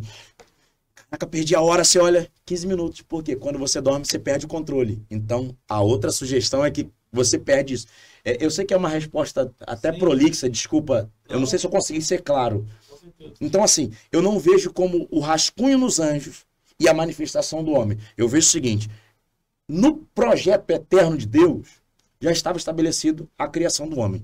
Entendeu? Então, isso aconteceu no tempo, porque o projeto eterno de Deus se manifesta no tempo e no espaço. Só que no projeto eterno, tudo já está consumado. Caramba. Ô, pastor, tu dá pra ver que tu é jovem, tem bastante tempo de ministério já? Então, de ensino, eu acho que dou aula desde os 15, ensino. Pastoral, 5. Mas... não, dou aula desde os 15, não, dou aula desde os 18. Tenho 34, tenho caminhado aí um tempo. Tem um bom tempo, né? Um tempo. Deixa eu fazer uma pergunta aqui. Esse dia eu tava vendo um corte também, e eles estavam sugerindo, né, pelos estudos, não, nem sugerindo não, até afirmando, foi do Rodrigo, de que os apóstolos eram jovens, 20 e poucos anos, alguns até com 18 ou 16. Isso é verdade? É possível, né? É possível. Mas também é possível que não fossem. Porque assim, você tem um livro que eu acho que vale super a pena a gente recomendar, não sei nem se posso fazer isso aqui. Vai falar o que você quiser aí, então tá bom. Tem um livro chamado 12 Homens e uma Missão. Esse livro é fenomenal, porque ele traça o perfil de cada um dos apóstolos a partir de uma perspectiva não só sociológica, mas também psicológica. Então, há uma corrente que trabalha essa ideia dos discípulos serem novos. Só que quando você pega alguns discípulos, é difícil categorizá-los como novos. Por exemplo, Pedro. Categorizar Pedro como um novo é bem delicado por conta da atividade dele. Desculpa. E da atividade bem-sucedida dele. Não que o novo não pudesse ser bem-sucedido, mas observar Pedro, Tiago, João, eles eram empreendedores da pesca e bem-sucedidos. Eles eram empresários da pesca. E para alguém novo isso seria pouco provável, a não ser que eles fossem alguém que vivessem da herança. Alguém construiu patrimônio e transferiu para eles. Mas é possível. É possível ser novos, mas também é possível que sejam velhos. Mas ainda que sejam novos, eu não acredito que sejam todos novinhos assim. Porque, por exemplo, em filme não retrata, né? Geralmente são pessoas mais velhas. Geralmente pessoas mais velhas. Idade, né? Meia idade. Porque você tem uma nos filmes, geralmente você tem uma perspectiva cética ou da tradição. Cética porque a ideia deles é descredibilizar em muitos filmes que a gente conhece. Outras são da tradição. A tradição sugere que eram pessoas mais velhas. Então você pode pegar, por exemplo, as pinturas, as manifestações iconoclastas da época medieval clássica, todas elas são pessoas mais velhas. E hoje, por jovem na igreja, o que você tem reparado? Tem saído muito jovem? A gente tem visto muito caso assim, né? Às vezes tá no mundo gospel, sai, até mesmo alguns bem conhecidos. Como é que tá sendo hoje liderar essa juventude? Eu acho que a gente está vivendo um tempo bem delicado. Que assim, você hoje tem muita distração. E as distrações têm roubado pessoas do propósito. Porque o maior inimigo da igreja hoje talvez não seja nem o diabo. Seja só um evangelho falso.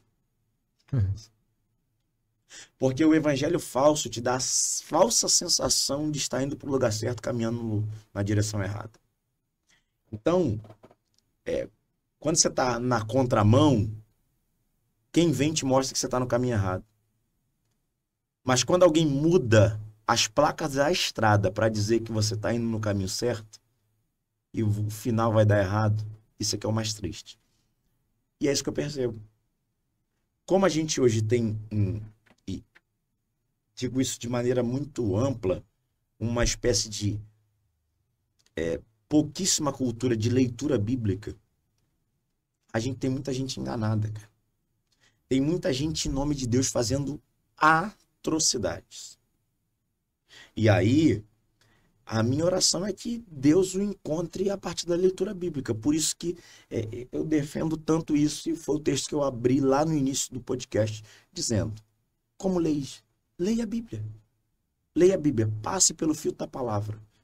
Porque o que a gente percebe é que esses jovens, são todos, muitos deles, eles não estão ligados à fé bíblica. Eles estão ligados a um conceito de um líder religioso que, se ele mudar, tudo muda.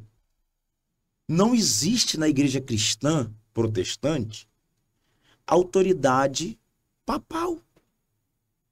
Não tem nenhum líder. Olha o que Paulo fala. Se um anjo descer do céu, pregar um outro evangelho que não é o evangelho verdadeiro, chame ele de amaldiçoado. Paulo está dizendo, não há autoridade, o maior referencial teórico da fé cristã. Paulo disse, nem eu, nem um anjo do céu tem autoridade de pregar um outro evangelho. Então, eu percebo que talvez o maior problema seja isso, quando a gente vai confundindo isso. E aí tem dois vieses. Líderes que se posicionam se colocam nessa posição, para ficar melhor a frase, se colocam nessa posição, e pessoas que colocam líderes nessa posição. E aí se decepcionam, faz uma releitura, enveredam para um tipo de perspectiva teológica, aí vão se afastando. E assim, o meu pedido a você que é jovem, você que é novo, se volte para a palavra. Se volte para a palavra. Paulo vai dizer assim, sede, pois, meus imitadores, assim como eu sou de Cristo. O que ele está dizendo é, eu posso ser uma referência para vocês, mas se um dia a minha referência faltar, tem uma maior do que eu, Cristo. Então, Igor, sigo alguém, me decepcionei, olha para Cristo. Igor, estava numa igreja, tive uma dificuldade, não concordo. Olha para a Bíblia. A igreja mais próxima da sua casa é a igreja da Bíblia. Não procure igreja por qualquer outro motivo que não seja por ser uma igreja bíblica. Ah, não, mas é a igreja do momento, estão fazendo tudo que é legal. Bíblia. Bíblia. A Bíblia deve ser o nosso filtro. Se a Bíblia não for o nosso filtro, a gente está fadado a ter uma geração rasa. Pedro vai dizer, na sua epístola, dizendo, estejais aptos a responder qual é a razão da vossa fé. Por que você crê? Não, eu creio em Deus. Tá. Por quê? E você vai perceber que a gente fala de uma fé que a gente não vive.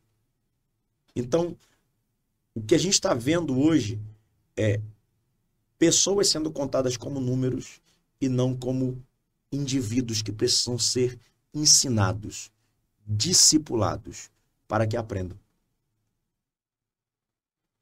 Caramba, forte. Então, assim, eu falo isso com temor na alma, porque a Bíblia diz assim, aquele que imagina, não é nem o que está, imagina estar de pé, cuide-se para que não caia. Então, se eu falhar, olha para Cristo. Se nós aqui falharmos, olha para Cristo. Se a tua liderança falhou contigo, olha para Cristo. E aí acabou. Cristo é a tua referência. Se volte para a palavra. Sobre liderança, algo que, assim, nós que fomos criados dentro da igreja e tal, cara, tem virado um comércio, né, cara? Isso, você olha assim, antigamente a gente olhava assim, pastores, a gente tinha uma referência, o Abílio Santana, o fulano de tal. Hoje quase não se tem mais referência. E o que a gente tem visto aí, poxa, esses dias a pastora do Pix, você só vai fazer parte da campanha se você fazer um Pix a parte de tal. O que você tem? Então parece que tem uma galera que tá aí, líderes que tá aí, que parece que eles nem acreditam mais em Jesus Cristo, o que Jesus pode fazer por eles estarem fazendo toda essa falsa teologia de Cristo aí, que virou um comércio. Pô, Leonardo Salles, a gente olha assim, poxa, será? Então a gente fica meio que desacreditado em termos de líderes. Eu sempre me reservo ao direito de não falar do nome de ninguém. Isso é uma peculiaridade minha. Eu entendo o papel de vocês aqui enquanto jornalistas. Não tenho. Mas o que eu percebo. Aldemiro Santiago. Vamos lá. Teoria da arca. Um dia a girafa olha para o hipopótamo e diz: vou sair da arca. Cara, tá fedendo demais aqui. Não tem condições de ficar aqui dentro. Não dá. Não dá, tá fedendo muito. Aí o hipopótamo diz: faz o seguinte, bota a cabeça aí e vê como é que tá lá fora. Bota a cabeça e fala assim: ih, rapaz, lá fora tem morte. Aí o hipopótamo diz: então, a gente tem duas opções. Ou sai e caminha para a morte, ou fica aqui dentro e ajuda a limpar. Então, falar e sair não vai resolver nada. O que você precisa fazer? A diferença. Se tem igrejas que não estão sendo relevantes, líderes que não estão sendo relevantes, seja um líder relevante. Esteja numa igreja relevante. Se a sua igreja não ocupa relevância, você não tem como mudar de igreja, ocupe relevância nos ambientes que você está. E comece a fazer a diferença. Porque se a gente começar a olhar na perspectiva de que essa liderança parte de lá para cá, a gente começa a colocar barreiras para fazer a diferença. Aí deixa eu te contar uma história. Lucas 10, o texto que eu li. Aí o menino responde assim, amarás o Senhor teu Deus de toda a tua alma, com toda a tua força, com todo o teu coração, todo o teu entendimento. E ao teu próximo, como a ti mesmo. Aí sabe o que Jesus fala? Tá bom. Vai e faz. Então, peraí. Então, se ele já sabe, ele pergunta, Jesus pergunta, como é que você entende? E o que você leu? Beleza. Agora que você leu e está entendendo, coloca em prática. Faz. Aí vai dizer assim, quem é meu próximo? O que o menino está falando, em tese, é dizendo o seguinte, eu sei o que tem que fazer, sei a quem fazer, mas não sei como manifestar. Aí ele começa a contar uma história. Aí diz que um samaritano vinha de viagem, aí vinha um homem de viagem, aí passa um levita, passa um sacerdote. Sacerdote, levita, levita, sacerdote. Sacerdote, levita, levita, sacerdote. Duas figuras da religião que negligenciam a assistência a quem está caído. Aí vem um samaritano. O samaritano pega, coloca azeite, coloca vinho, pega o homem, bota na sua cavalgadura, leva para a estalagem, diz, ó, cuida dele, quando eu voltar, eu te pagarei se você gastar mais com ele. Aí ele diz, qual dos três te pareceu próximo? Ele diz, o que agiu de misericórdia. Ele diz, pois bem, vai e faz. O que ele está dizendo é, se na religião tiverem más exemplos, você será o bom exemplo. Se alguém falhou na caminhada, você vai acertar na caminhada. O que ele está dizendo? Você pode não conseguir influenciar o macro, mas o micro você pode resolver. Então, eu temo e fico triste por ver pessoas enganadas por isso. E qual é o nosso papel? Continuar pregando a verdade, tentando ser melhor dia após dia e orar por essas pessoas. Porque a minha oração é que Deus mova no coração dessas pessoas para que elas usem a influência delas de maneira positiva. Ó, João, aproveitar que você é um cara que entende muito. Tirar uma dúvida minha aqui. Tá onde? Não, você. Vocês ouvem um papo muito louco, mas que ficou na minha cabeça. Seguinte, na Bíblia fala que Jesus recebe 3 reis magos, né? Recebe presente deles ali. Tu que tá falando. Não fala sobre isso, 3 reis. Não sei, tu que tá dizendo. Fala sobre isso, que ele recebe lá quando ele nasce. Recebe 3 presentes. Recebe 3 presentes desses magos. De 3 magos do Oriente. 3 magos do Oriente. E eles falam que vem pelas estrelas. 3 magos? Não. Recebe presentes de magos do Oriente. Mago do Oriente. Não chama nem de reis e nem diz quantos são. Ah, não? A Bíblia não. Só fala que são reis. Não, só diz que são magos. Magos. E vem pelas estrelas. Isso é legal. Sabe o que é isso, gente? É só aqui é uma provocação porque a gente tá num bate-papo. Mas sabe o que é isso? É que a gente faz leitura de ouvido. Mas é isso mesmo. A gente lê o que a gente ouve. E a gente tá tão inculcado com aquilo que a gente concebe como uma verdade. Mas eu desafio qualquer um aí. Qualquer um dos nossos telespectadores. Eu desafio você a pegar e colocar nos comentários aí a referência bíblica dos 3 reis magos. E aí a gente manda uma pizza do pessoal pra ele. Como que é? Se colocar, vai chegar na tua casa. Traz a pizza aí pra gente aí. Referência bíblica. Coloca aí. Eu quero a referência bíblica dizendo na Bíblia isso. Você não vai encontrar. Cara, por que falam tanto assim? Disso? Tradição católica. Ah, é? É. Inclusive, galera, ó, pizza aqui da Come o Que, tá? Já vou até fazer um merchan, já tá aí. Já até Já até comeu, Tá já. vendo aí, ó. Entendeu? Ó, Come o Que do nosso parceiro Léo. Valeu, muito obrigado. O pastor levantou a bola, meu irmão. A gente já finaliza já. Então é o seguinte. Diz que eles vieram guiados pelas estrelas, é algo assim? Que eles viram sinais no Por céu? uma estrela. É. Aí eu vi um cara falando que isso tem com relação com a astrologia. Que pela astrologia dizia que teria na época um cordeiro, enfim, aí tem essa conexão que falam que tem. Isso você acha que é real ou não? Que é realmente estranho. Como é que pelas estrelas eles identificaram que o Criador nasceu? Por uma estrela, porque havia uma profecia. Ah, é?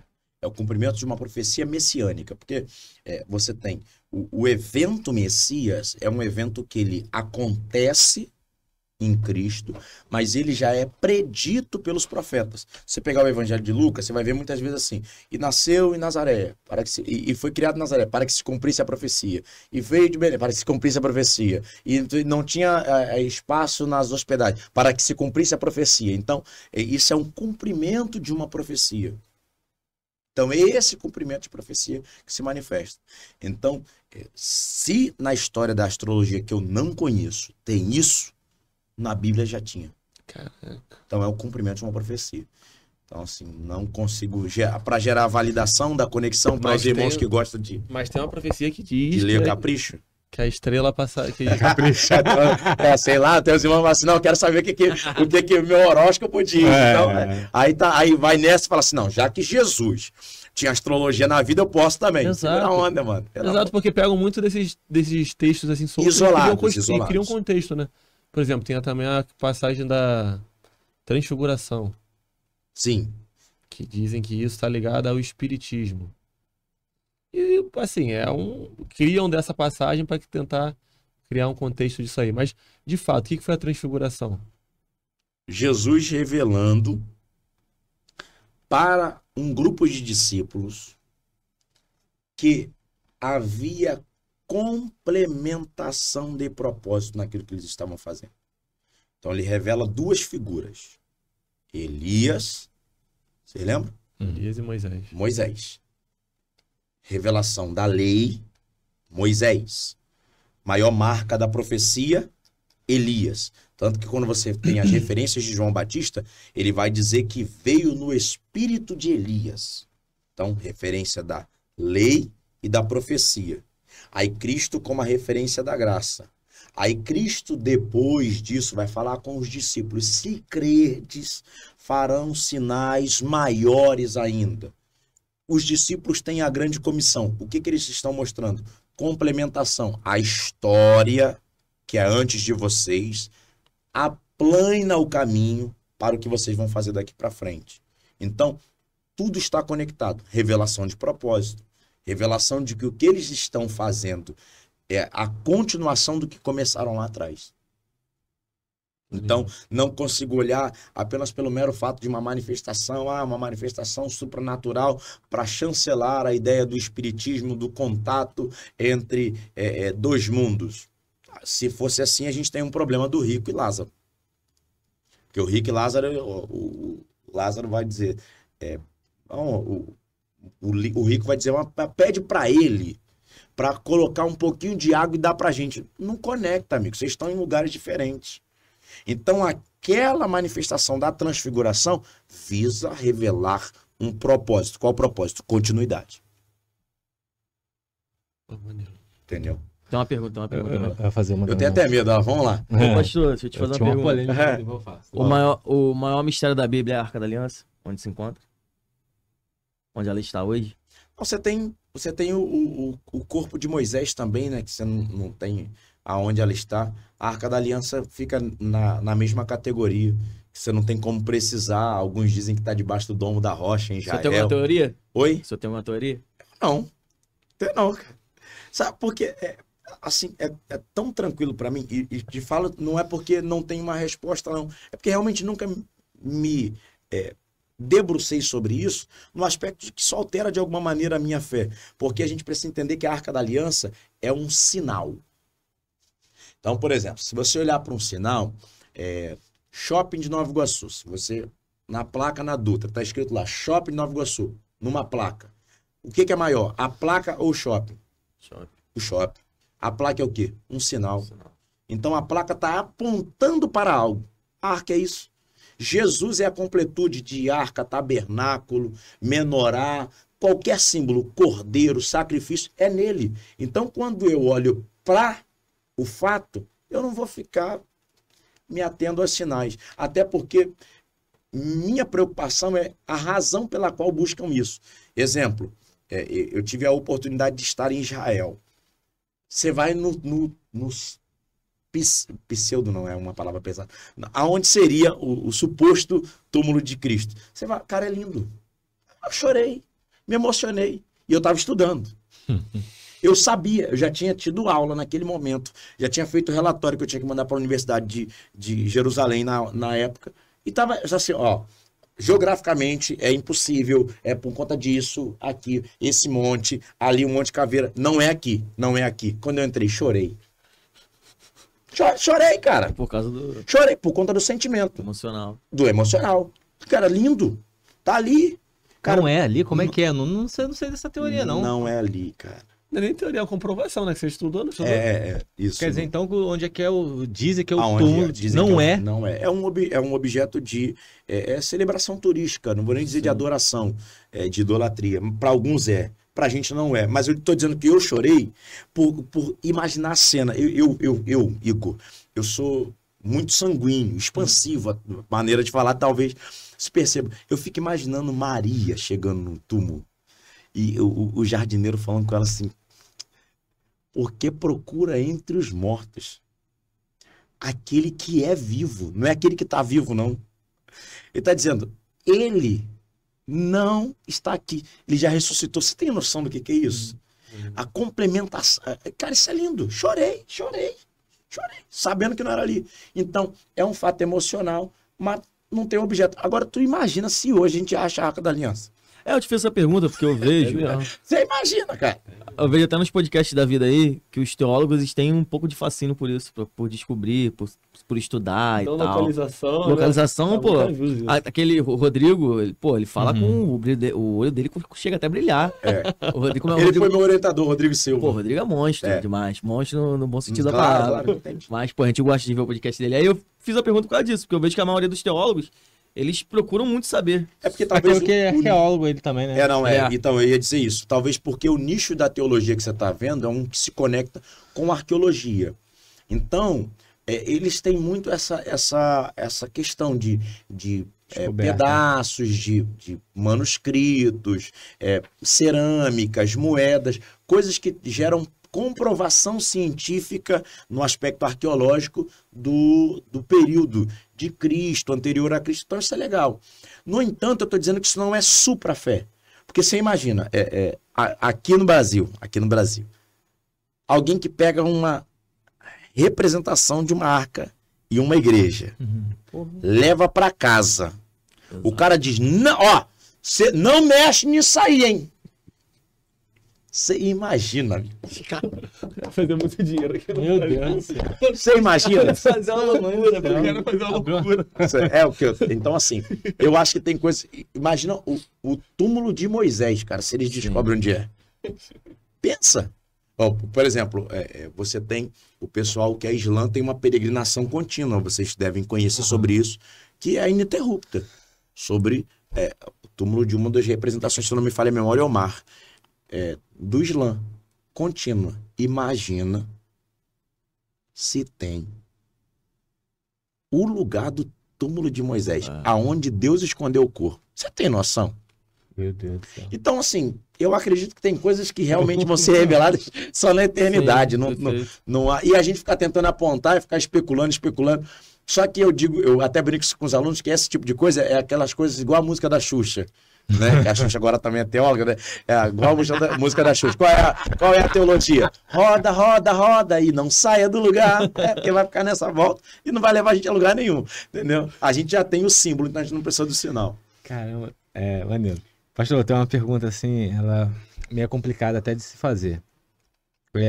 A Bíblia, do jeito que você disserta ela aí, do jeito que ela é falada por cristão. Às vezes eu me sinto que o povo, o cristão protestante, o evangélico, ele seja meio que exclusivo. Porque eu imagino que essa Bíblia, ela não está em todos os países, ela não está em todas as tribos e tal. O cristão, ele é exclusivo porque, tipo assim, não é todo mundo que tem a Bíblia como referência, que tem Deus, Jesus como referência. Então, o cristianismo, ele é exclusivo? Eu entendi sua pergunta. Eu vou tentar responder a partir da alma da pergunta. Exclusivo não. Só que nós temos o que nós cremos ser a palavra de Deus. Na ausência da palavra, lembre-se daquilo que eu falei. Deus, ele produz a palavra. Então, a palavra é produto de Deus. No entanto, Deus vai julgar cada ser humano segundo a sua percepção dele. Com que balanças? Ele diz que ele tem balanças fiéis. Então, ainda que alguém não tenha a Bíblia, receberá um julgamento justo por esse Deus que é justo. Então, nós temos a Bíblia, nós temos mais oportunidade, mas não só isso, mais responsabilidade. Porque essa Bíblia mesmo que a gente lê diz que a quem mais é dado, mais é cobrado. Então, não me sinto exclusivo no aspecto de alguém que, uau, ó, eu tenho conhecimento. Então, beleza. Agora, quem peca contra maior conhecimento, comete maior pecado.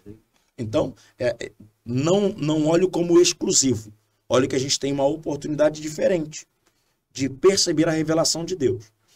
Exclusivo, não, porque senão nessa perspectiva o povo judeu estaria supra a gente, porque a revelação da Bíblia é oriunda de um judeu. Então vem de Jesus, que é um judeu. Então estaria. Só que Jesus não veio para enaltecer o judaísmo. Jesus veio para manifestar o cristianismo. O que ele tá falando não faz sentido. O pastor Wilson falou algo parecido. Você tava no dia? Sobre o julgamento individual, né? Isso. Então a Por partir... exemplo, a pessoa tá lá na tribo da Amazônia, né? Exato. A Bíblia não chegou lá. Mas lá na tribo lá é dito que você não pode bater no teu irmão. É um pecado, pô. Se você, de acordo com essa regra da tribo, você sabe que isso é errado. Tu vai lá e vai bater. E os canibais? Deus pode te julgar a partir disso. Os canibais, aí vai ter a regra lá da onde eles viveram. Aí eu te pergunto, e o povo islã que, sei lá, se suicida acreditando que vai ter 40 virgens no céu. De repente a Bíblia não chegou lá. Esse cara vai ser julgado e pode ser Eu levado? não tenho a chave do céu. Então, assim, então eu não tenho como dizer Não, que... Você falou que cada um é julgado mas de alguma cada forma. um é julgado de alguma forma, volto a dizer. Mas a gente está pegando são perspectivas diferentes. É. Quando você fala de uma perspectiva antiga, isolada, é uma coisa. Quando você fala da perspectiva moderna, hoje em dia, com o Google, quase todo mundo tem acesso a um exemplar, ainda que seja num país totalitário, que tenha algum regime, a pessoa tem acesso ainda por uma particularidade da Bíblia, que seja pequena, mas tem. No entanto, com relação ao Islã, por exemplo, o que me preocupa é o propósito. Não estou dizendo que ele vai ser salvo ou não vai ser salvo. Por que ele se matou? Para ter 40 virgens lá? Uhum. Então, assim, essa morte dele visa atestar a fé em Deus ou um benefício próprio? Pastor Elias Torralbo tem uma frase que é fenomenal. Ele diz o seguinte: se Deus estiver no inferno, o inferno vira céu. Porque o que faz o céu ser céu é a presença contínua de Deus.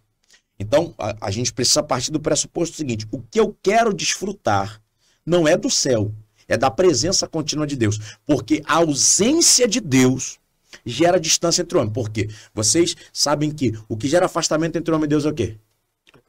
Pecado. Deus na cruz não se fez pecador. Deus na cruz se fez pecado. Por isso que ele diz o quê? Eloi, Eloi, lema sabachthani. Deus meu, porque me desamparaste. Então, ele não está desamparado por ser pecador. Ele está distante por ser pecado. Ele levou sobre si as nossas dores e o castigo que nos traz a paz estava sobre ele, pelas suas pisaduras nós fomos sarados. Só que aqui é o lindo da entrega de Jesus, é que ele não pede para sair. Ele está dizendo, a pior coisa que eu estou sentindo não é a dor, não é a chicotada, não é o corpo vilipendiado, não é estar aqui sem beber água. O que está me incomodando aqui é perceber que eu estou sozinho, perceber que eu não tenho a tua presença. Porque automaticamente ele é pecado, Deus... Isso, se afasta. Mas se afasta para cumprir um propósito. Aí ele se entrega para a morte, morre, cumpre o propósito. Então, por que eu estou dizendo isso? Porque quando eu olho para o objeto último da salvação, a vida eterna, ela não deve olhar para ela como uma resposta às minhas demandas. Para que você quer ir morar no céu? Para andar em ruas de ouro, mar de cristal e andar nas asas de querubins. Então, peraí, acho que a gente tá falando de coisas diferentes. Não, eu quero desfrutar da presença eterna de Deus. Da contemplação que não tem um outro objetivo senão estar próximo, caminhar, estar do lado dele. A gente faz muitas conjecturas sobre o céu, né? Mas é essa perspectiva de desfrutar da presença eterna de Deus. Então, dentro disso, eu não consigo enxergar nessas manifestações de fé distintas esse objeto. Eu consigo enxergar um objeto próprio, inclusive dentro da nossa. Distorções dentro da nossa comunidade de fé. Mas em outras, vou para lá porque eu vou ter 40 virgens. Eu respeito. Respeito mesmo. No entanto, tem uns caras que não conseguem dar conta de uma esposa. Mas aí abre uma abertura do seguinte, então, por exemplo, uma religião de raiz matriz africana, por exemplo, ela também, imagino, tem a Bíblia também como referência também, e tem os propósitos dela. Então, se lá tem um propósito bom, de fé em Deus, de ser uma boa pessoa, ela também pode herdar a vida eterna. Mas Seria isso? O objeto o objeto do evangelho não é te fazer uma boa pessoa. É te transformar. Uhum. Então, ser uma boa pessoa é transformação social. O evangelho visa consciência de pecaminosidade. Por quê? Porque se eu me transformo numa boa pessoa para ser salvo, eu tenho consciência de mérito. Na hora que eu tenho consciência de mérito, eu invalido o sacrifício de Cristo. Porque aí não passa a ser o sacrifício que me habilita, passa a ser o meu mérito. Não, eu tô indo por quê? E eu sou assim. Uhum. Então, ainda que eu faça, eu costumo usar um exemplo que é uma corrida. Corrida, 100 metros. Uhum. Então, se eu corri 10 metros, você correu 99, você correu 80, quem chegou? Corrida tem 100. Uhum. Eu corri 10 metros, você correu 99, você correu 80. Quem chegou? 99. Ninguém. Ninguém, pô. É, porque 100... Ninguém chegou. Essa é a caminhada cristã. Quem chegou? Ninguém. Todos vão precisar de alguém para lhe auxiliar a chegada. Ele, 99, vai precisar. Você, 80, vai precisar. Eu, 10, vou precisar. Só que qual é a diferença? É que eu preciso sair. Se alguém andou 10 centímetros, ele diz, eu creio, os outros 99,90, Deus o ajudará. Isso é graça. A graça me faz chegar aonde eu não poderia chegar pelos meus próprios meios. Porque se eu imaginar na teoria do mérito, eu acho que ele é melhor do que eu. Não, ele também não chegou. Eu também não cheguei. Então, essa é a perspectiva de que eu preciso de salvação. Preciso de salvação como? Porque eu não vou chegar. Mas o que eu vou fazer? O meu melhor. Meu melhor é o quê? 10. Então, seu melhor. O melhor dele é o quê? 99. O seu melhor. Porque se ele pode dar 99 e dar 98, ele não está fazendo o seu melhor. Uhum. Aquele que pode fazer e não faz, comete pecado. Então, se ele pode e não executa, ele não está fazendo o melhor. Então, é nessa perspectiva. Perspectiva de melhor. Na perspectiva de melhor não há meritocracia. Então, por isso que o evangelho não te torna um ser melhor. Um ser legal, melhor dizendo. Ah, não, eu ajudo, eu faço. Porque isso aí é social, entendeu? Assistencialismo faz isso melhor do que a gente. O evangelho te transforma. Transforma o quê? Na consciência, no ser humano, na capacidade de partilha, na capacidade de reflexão, na capacidade de olhar para o outro com um olhar mais humano. É isso que o evangelho faz. Não necessariamente numa prática de uma indulgência, se é que eu posso dizer assim, para pagar um benefício. Não, sou salvo porque você sabe como é que é. Toda velhinha que eu vejo, eu pego na mão para atravessar na rua. Então, beleza, você pode acabar indo pro inferno, atravessando um monte de velhinha pro outro lado. Ô, pastor, ainda nesse campo da salvação, essa questão, essa frase que dizem, uma vez salvo, para sempre salvo, predestinação. Você acredita nisso? Não acredito na predestinação fatalista, que é o que muitos acreditam. Por quê? Eu não consigo conceber no caráter de Deus criar um ser humano para o condenar. Porque, pensa comigo, essa é a minha interpretação, minha Igor, individual. Imagina, chega lá no céu não, na antessala, vamos colocar assim, na antessala do céu, chega no saque. Aí tô lá, cheguei no saque, falo assim, ó, Igor, saiu tua ficha aqui, vai descer. Assim, peraí, eu queria rapidinho falar com a ouvidoria. Aí chego na ouvidoria, tá assim, pô, não, eu queria, pega a ficha, por favor, é de Igor André, você consegue pegar? Peguei, pegou a ficha. Falei, o que tem na ficha? Ó, nasceu em 1989, ó, virou um devasso, pecou, fez, aconteceu, papapá. Falei, tá isso tudo aí? Falei, o que tá nessa ficha que eu não fiz? Não, você fez tudo. Quem escreveu essa ficha? Ah, Deus escreveu essa ficha. Deus escreveu essa ficha. Tá. Qual é a prerrogativa para subir? Obedecer. Então vamos lá. Então você está dizendo que tudo que está na ficha que Deus escreveu para que eu fizesse, eu fiz. Aí, eu vou descer, porque ele escreveu e eu fiz o que ele mandou? Então me dá uma vaga aí lá em cima. Pede. Tem como revisar o meu processo?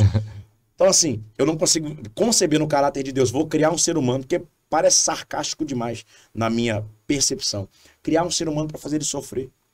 Não, Deus quer que todos sejam salvos, porque Deus amou o mundo de tal maneira. Quem é o mundo? Todas as pessoas, para que todo aquele que nele crê. A minha resposta, corrida de 100 metros.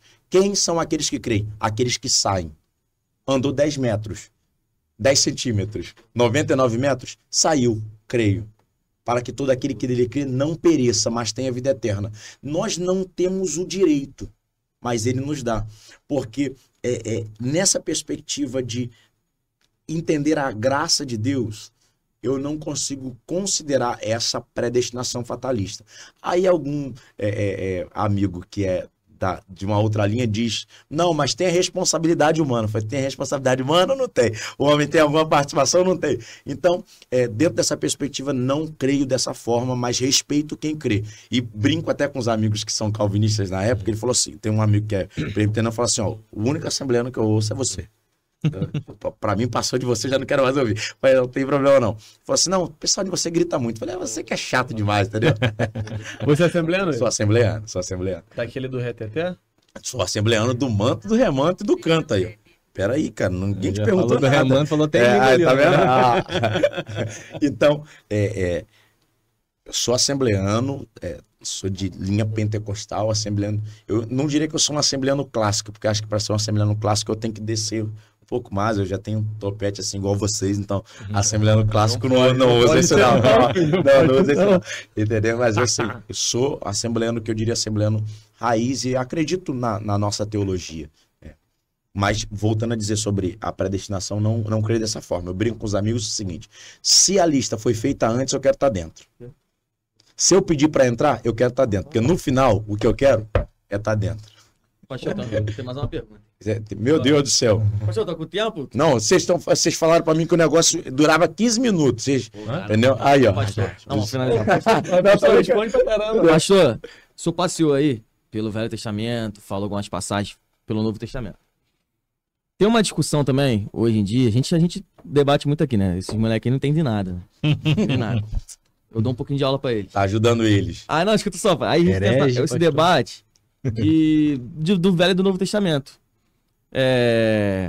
Se o Novo Testamento, o tempo da graça, ele anula o Velho Testamento. Tem esse debate, né? Que as pessoas usam o Velho Testamento como só pra pontuar algumas coisas da lei. Vou dar um exemplo, mas não especificamente sobre isso, o dízimo, né? Porque ele tem um certo jeito de falar no Velho Testamento e tem uma outra forma de lidar no Novo. Isso é real? O tempo da graça, ele anula o tempo da lei? Porque, assim, eu paro pra pensar, se a gente pegar o tempo da lei pros dias de hoje, pô, aí ferrou, né? Tem porque, na verdade, a graça é mais radical que a lei. Porque no tempo da lei você tem estruturações de pensamento mais claras. Então, em que aspecto? Mais claras não, mais bem delineadas, para ficar melhor o pensamento. Então, assim, no tempo da graça do tempo da lei você tem 10% como instituição do dízimo. No tempo da graça, tudo é de Deus. Sim. Então, o que é mais radical? No tempo da lei, se for pego com outra mulher, adultério. Exato. No tempo da graça, a graça que aceita, a graça se olhar. O que é mais radical? Então, a graça, ela é mais radical do que a lei. E ele não veio para excluir a lei, ele veio para ressignificar. Ele veio para cumprir e para que olhemos para ele pela ótica. Porque o que acontece com a graça? A graça é a lei olhar para mim e ver Jesus na tua vida, olhar para mim e ver Jesus na minha vida e não ter condições de me acertar por conta do sacrifício de Cristo. Então, não há anulação. Sim. Agora há um elemento, que é Cristo Jesus, a quem eu me torno um com ele, para que eu receba dessa graça. Essa graça é fruto de relacionamento e não uma chancela para viver a vida que eu quero. Porque o que a gente percebe, e aí talvez seja até uma questão, o que você tenha ouvido talvez seja o discurso do que a gente conhece hoje por hipergraça, que é diferente de graça. A hipergraça, ela me tolera da maneira que eu quiser. Não preciso ter nenhum tipo de santificação, não preciso ter nenhum tipo de renúncia, não preciso de nada disso. Porque a graça Sim. já me salvou. E não é isso que ela torna. A lei é ressignificada por Cristo. Ó, por exemplo, você quer ver um texto? Eu tenho tempo. Gente, vocês têm que me dizer. Pelo amor de Deus, cara. Claro. Ó, então vamos lá. Você pega Marcos 5, a mulher do fluxo de sangue. A mulher toca, segundo o Evangelho de Lucas, ela toca na orla. Quando toca, Jesus para. Esse toque na orla tem uma implicação temporal. Porque orla era uma das coisas que distinguiam a roupa do sacerdote da roupa dos comuns. Quando ela toca na orla, ela está fazendo um contrassenso com toda a religião. Porque existia uma cultura sobre quem estava no período de imundícia, que era o caso da mulher, que ali a ideia seria um fluxo contínuo de sangue sem interrupções, então por isso imunda, porque segundo o livro de Levítico que você colocou, a mulher no período menstrual era considerada imunda. Então tudo que ela tocava ficava imundo. Só que ela toca em Jesus. Jesus não é puro. Engajou com a pizza. Pega suco pro menino aqui, cara. Jesus não é puro. Jesus é a fonte da pureza. Então, quando ela toca nele, ao invés dela sujar ele, é ele que limpa ela. Quando ele limpa ela, ele vai dizer assim, ó. Alguém me tocou. De mim saiu o poder. Aí Pedro diz assim, só pode estar de brincadeira. Não tem cabimento. A gente tá aqui te apertando, te oprimindo. Tá dizendo, alguém me tocou? Ele tá dizendo, alguém me tocou. Porque isso não tem a ver com apertar ou oprimir, tem a ver com tocar. Porque de mim saiu o poder. Aí ele olha para trás e começa a falar com a multidão. Alguém me tocou. Se alguém está chamando a atenção de uma multidão, quem vai olhar para ele? A multidão. Ele começa a dizer, alguém me tocou. Aí a Bíblia diz, não podendo ocultar-se, a mulher vem diante dele e declara toda a verdade. Ele diz assim, filha, a tua fé te salvou. Vá em paz e ser curada do teu mal. Então, peraí. A tua fé te o quê? Salvou. Ela recebeu cura. Mas quando ela abre o coração, recebe salvação. Então, cura resolve o meu problema da vida. Salvação resolve a minha eternidade. Então, é na confissão, é na entrega que há a manifestação da salvação. Igor, tá, o que você está dizendo de ressignificação? Então, primeiro, se a gente ressignificar, ele é sacerdote. Segundo Hebreus, segundo a ordem de Melquisedeque, ele é sacerdote. Beleza. Só que a mulher, para ser considerada limpa, ela tinha que ser declarada publicamente por um sacerdote que estava limpa. Alguém me tocou. Alguém me tocou. Todo mundo começa a olhar para ele. Quando ele fala com ela, ela vai ter uma declaração dele pública. Que alguém, que agora ela não é mais suja, é limpa. Você vai dizer, Igor, perfeito, mas aí você precisa do ritual da lavagem. Porque, segundo Levítico, a moça tinha que se lavar para poder ser considerada limpa. Ela foi lavada. Com que água, Igor? A água que Pedro falou. Qual água é essa? Ele vai dizer assim, Pedro, se não lavar, não tem parte comigo. Aí Pedro vai dizer, então lava o corpo todo. Ele vai dizer, não precisa, Pedro. Vocês são limpos pela minha palavra. Filha. Aí você vai dizer, Igor, tá, tudo bem. Ela foi lavada, ela foi apresentada por um sacerdote, mas ela precisava oferecer sacrifício.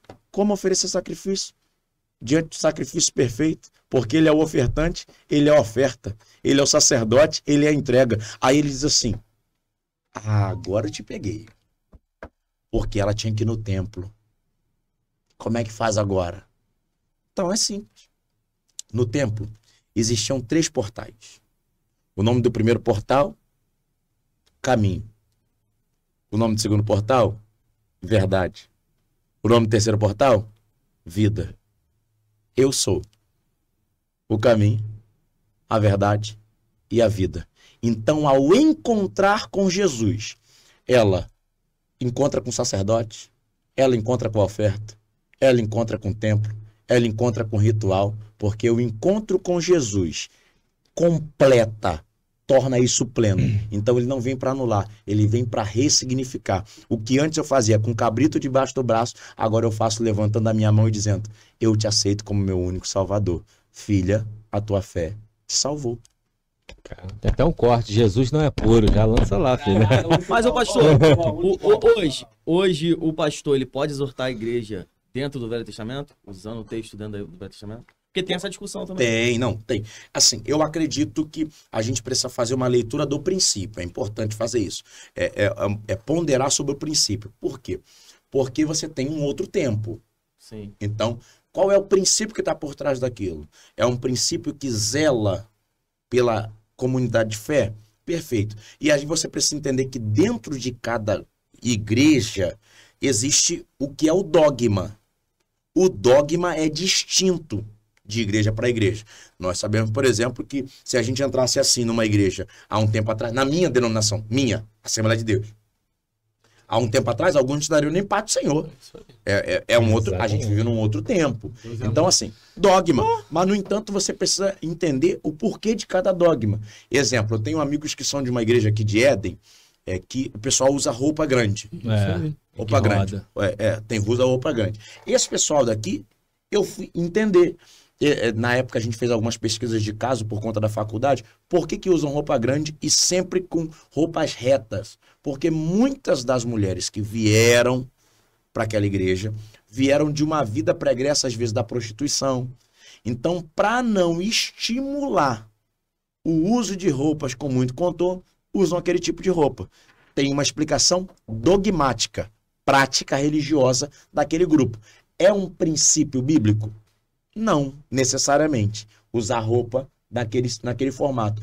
É um princípio do Antigo Testamento zelar pela comunidade de fé, fazendo com que as mulheres sejam modestas? É um princípio bíblico. Você está entendendo? Então, assim, não é a prática pela prática, mas o princípio que está por trás daquilo. Nessa mesma igreja, por exemplo, você não pode tomar nem Coca-Cola e nem café. Que isso? Eu já tive a oportunidade de dar aula em centro de recuperação. Tanto eu quanto o pastor Douglas do Carmo, a gente ia para lá para dar aula para os internos. A gente ia tomar café, a gente falava assim: cara, que café ruim, cara. Café fraco, diferente do café que você fez pra gente aqui, top. Se tivesse, seria legal se tivesse. Dele tava com açúcar. Não, sem açúcar. Se tivesse com açúcar, acabava o negócio. Vira parte do copo, o açúcar. O açúcar fuge com o copo. Vira o vidro, o açúcar. Aí a gente tomava café e teve um dia que a psicóloga falou pra gente assim: a gente faz o café pra vocês um pouco mais forte. Eu falei assim: Douglas, se esse é o nosso, é mais forte. Aí eu fui perguntar. Ela disse: como os internos aqui estão em recuperação de tratamento de vício, eles podem só substituir. Então, para que eles não substituam, a gente faz isso. Então, volto a dizer, não tem a ver necessariamente com a prática. Não tomarás café.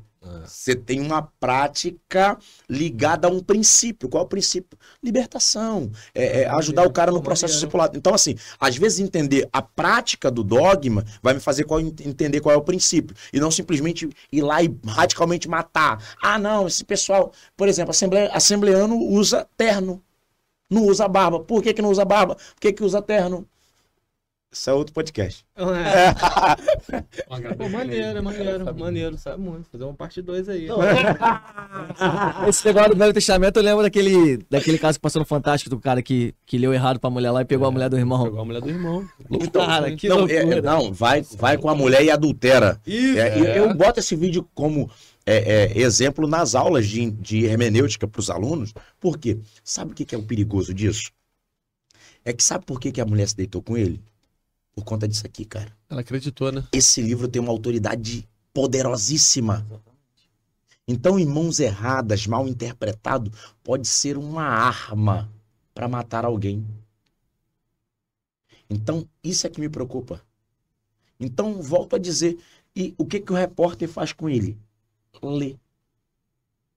Se a mulher tivesse lido, se o marido tivesse lido, se o pastor tivesse lido, não vou nem considerar que ele foi maldoso. Não vou nem considerar. E olha que para ser o mais razoável aqui, não vou nem considerar que ele foi maldoso. Se ele tivesse lido, ele veria que estava errado. Mas a pessoa faz porque diz assim: a Bíblia diz. 3 Reis Magos. 3 Reis Magos. E tem outras coisas mais. Que vai no automático. Vai no Não, automático. essa explicação que ele deu aí das irmãs que usam roupa reta, desse Pô, tipo foi de maneiro. religião, foi muito maneiro, porque, por exemplo, esses dias mesmo tava meu irmão, que é da igreja da Parede Preta, e um primo meu que é um pastor da igreja do Do Reteté. Reteté, né? Pô, cara, você é muito quadrada, não, você que é muito... Então, assim, isso traz um entendimento do seguinte, de repente, tem essa prática, é uma forma de afastar você do pecado. É uma. Porque, de repente, se aquele irmão ali que gosta desse costume de usar a irmã, usar o coque, de repente, se ela fosse mais da tradicional não, mais do revolucionário, da Parede Preta, de repente ela estaria Você mais poderia matar próxima uma do... pessoa. Para isso é multiforme graça. É isso. É muito Exatamente. legal essa explicação, porque às vezes a gente vê esse pessoal todo de branco com aquela roupa rodando, né? e não sabe o porquê, e a gente julga, cara, pessoal maluco, pra que isso? Não, menino na igreja, criança, não precisa ser descartada. Minha filha, bagunça, não pinta a parede, que a mãe dela é general, a mãe dela é braba, mas nunca pintou a parede, mas minha filha bagunça. Minha filha já fez maquiagem, ela vai ficar com raiva de mim se ela ver esse pedaço. Ela já fez maquiagem com aquela pedra sanitária. Ela falou assim, mãe, tô bonita, porque ela ama roxo e lilás. Mãe, tô bonita. Criança não se descarta, se ensina. Não manda a criança embora, não. Ah, não, esse irmão é muito... Criança, menino. Paulo disse, quando eu era menino, fazia coisa de menino. Mas cheguei a ser homem. Então, criança não se descarta, se ensina. Aí ele roda muito. Deixa rodar. É menino. Faz o quê? Ensina. Descarta não. Só isso. Pastor, tá espera. Cara, que o tempo tá avançando. Agora eles feito. moram Não. longe. Mas, poxa, pastor, obrigado. Eu que agradeço. Espero ter contribuído pelo menos um pouquinho. Alguns anos já que, igual eu falei, a gente é crente do domingueiro, aí de vez em quando ali o pastor sempre... Ah, é isso aí. Eu ainda sou domingueiro, eles nem vão, pastor. É. Aquilo ali é o completo herege. Não. É, e é sempre quando o pastor traz ali, anuncia lá, a gente sempre faz questão de ir, porque sempre tem uma palavra Amém. muito engrandecedora, muito boa. E esse ano teve ele para trazer. Então, muito obrigado. Que essa seja a primeira vez de muitas, tá? Que vai ter parte 2 em breve. E obrigado. O pessoal não aguenta, não. Pastor, foi legal mesmo. Top, foi top. Foi uma explicação lúcida. O pessoal vai gostar. É. Tem muita gente que acessa o nosso canal que não é cristão, mas vai lá, gosta. Muito. Teve um até que aceitou Jesus aqui, não teve um podcast. Legal. De uma vez, um Legal, podcast. pô. Vai gostar, Obrigado, vai eu andar que bem. agradeço a vocês, agradeço aí pelo carinho, pela receptividade, espero ter sido útil aí nesse tempo, espero que você seja abençoado por isso. Se eu puder fazer um pedido a vocês, eu queria terminar orando, se vocês me permitirem, entendeu? Com certeza. Agradecer a Deus por esse tempo.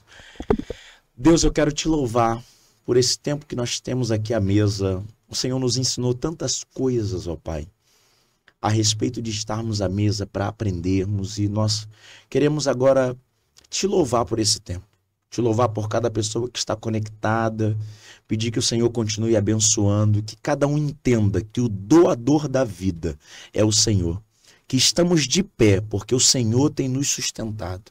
Te peço que cada ponto de conexão seja uma porta aberta para a tua palavra, que pessoas sejam abençoadas por ti, e que este lugar seja para a glória do teu nome. Eu te peço, desperta os teus filhos a fazerem a tua vontade todos os dias. Traga-os, ó Pai, para viver e experimentar todos os dias o teu infinitamente mais. Nós te pedimos, ajuda-nos naquilo que nós precisamos melhorar e temos muito a melhorar. Ajuda-nos naquilo que nós não conseguimos fazer sozinhos e nós colocamos diante de ti. Mas eu te peço que a tua salvação alcance o nosso coração, alcance a nossa mente e possamos gozar de vida eterna contigo, que é o que mais ansiamos nessa terra. Nós oramos no nome de Jesus, te agradecendo por esse tempo. Amém e amém. Amém.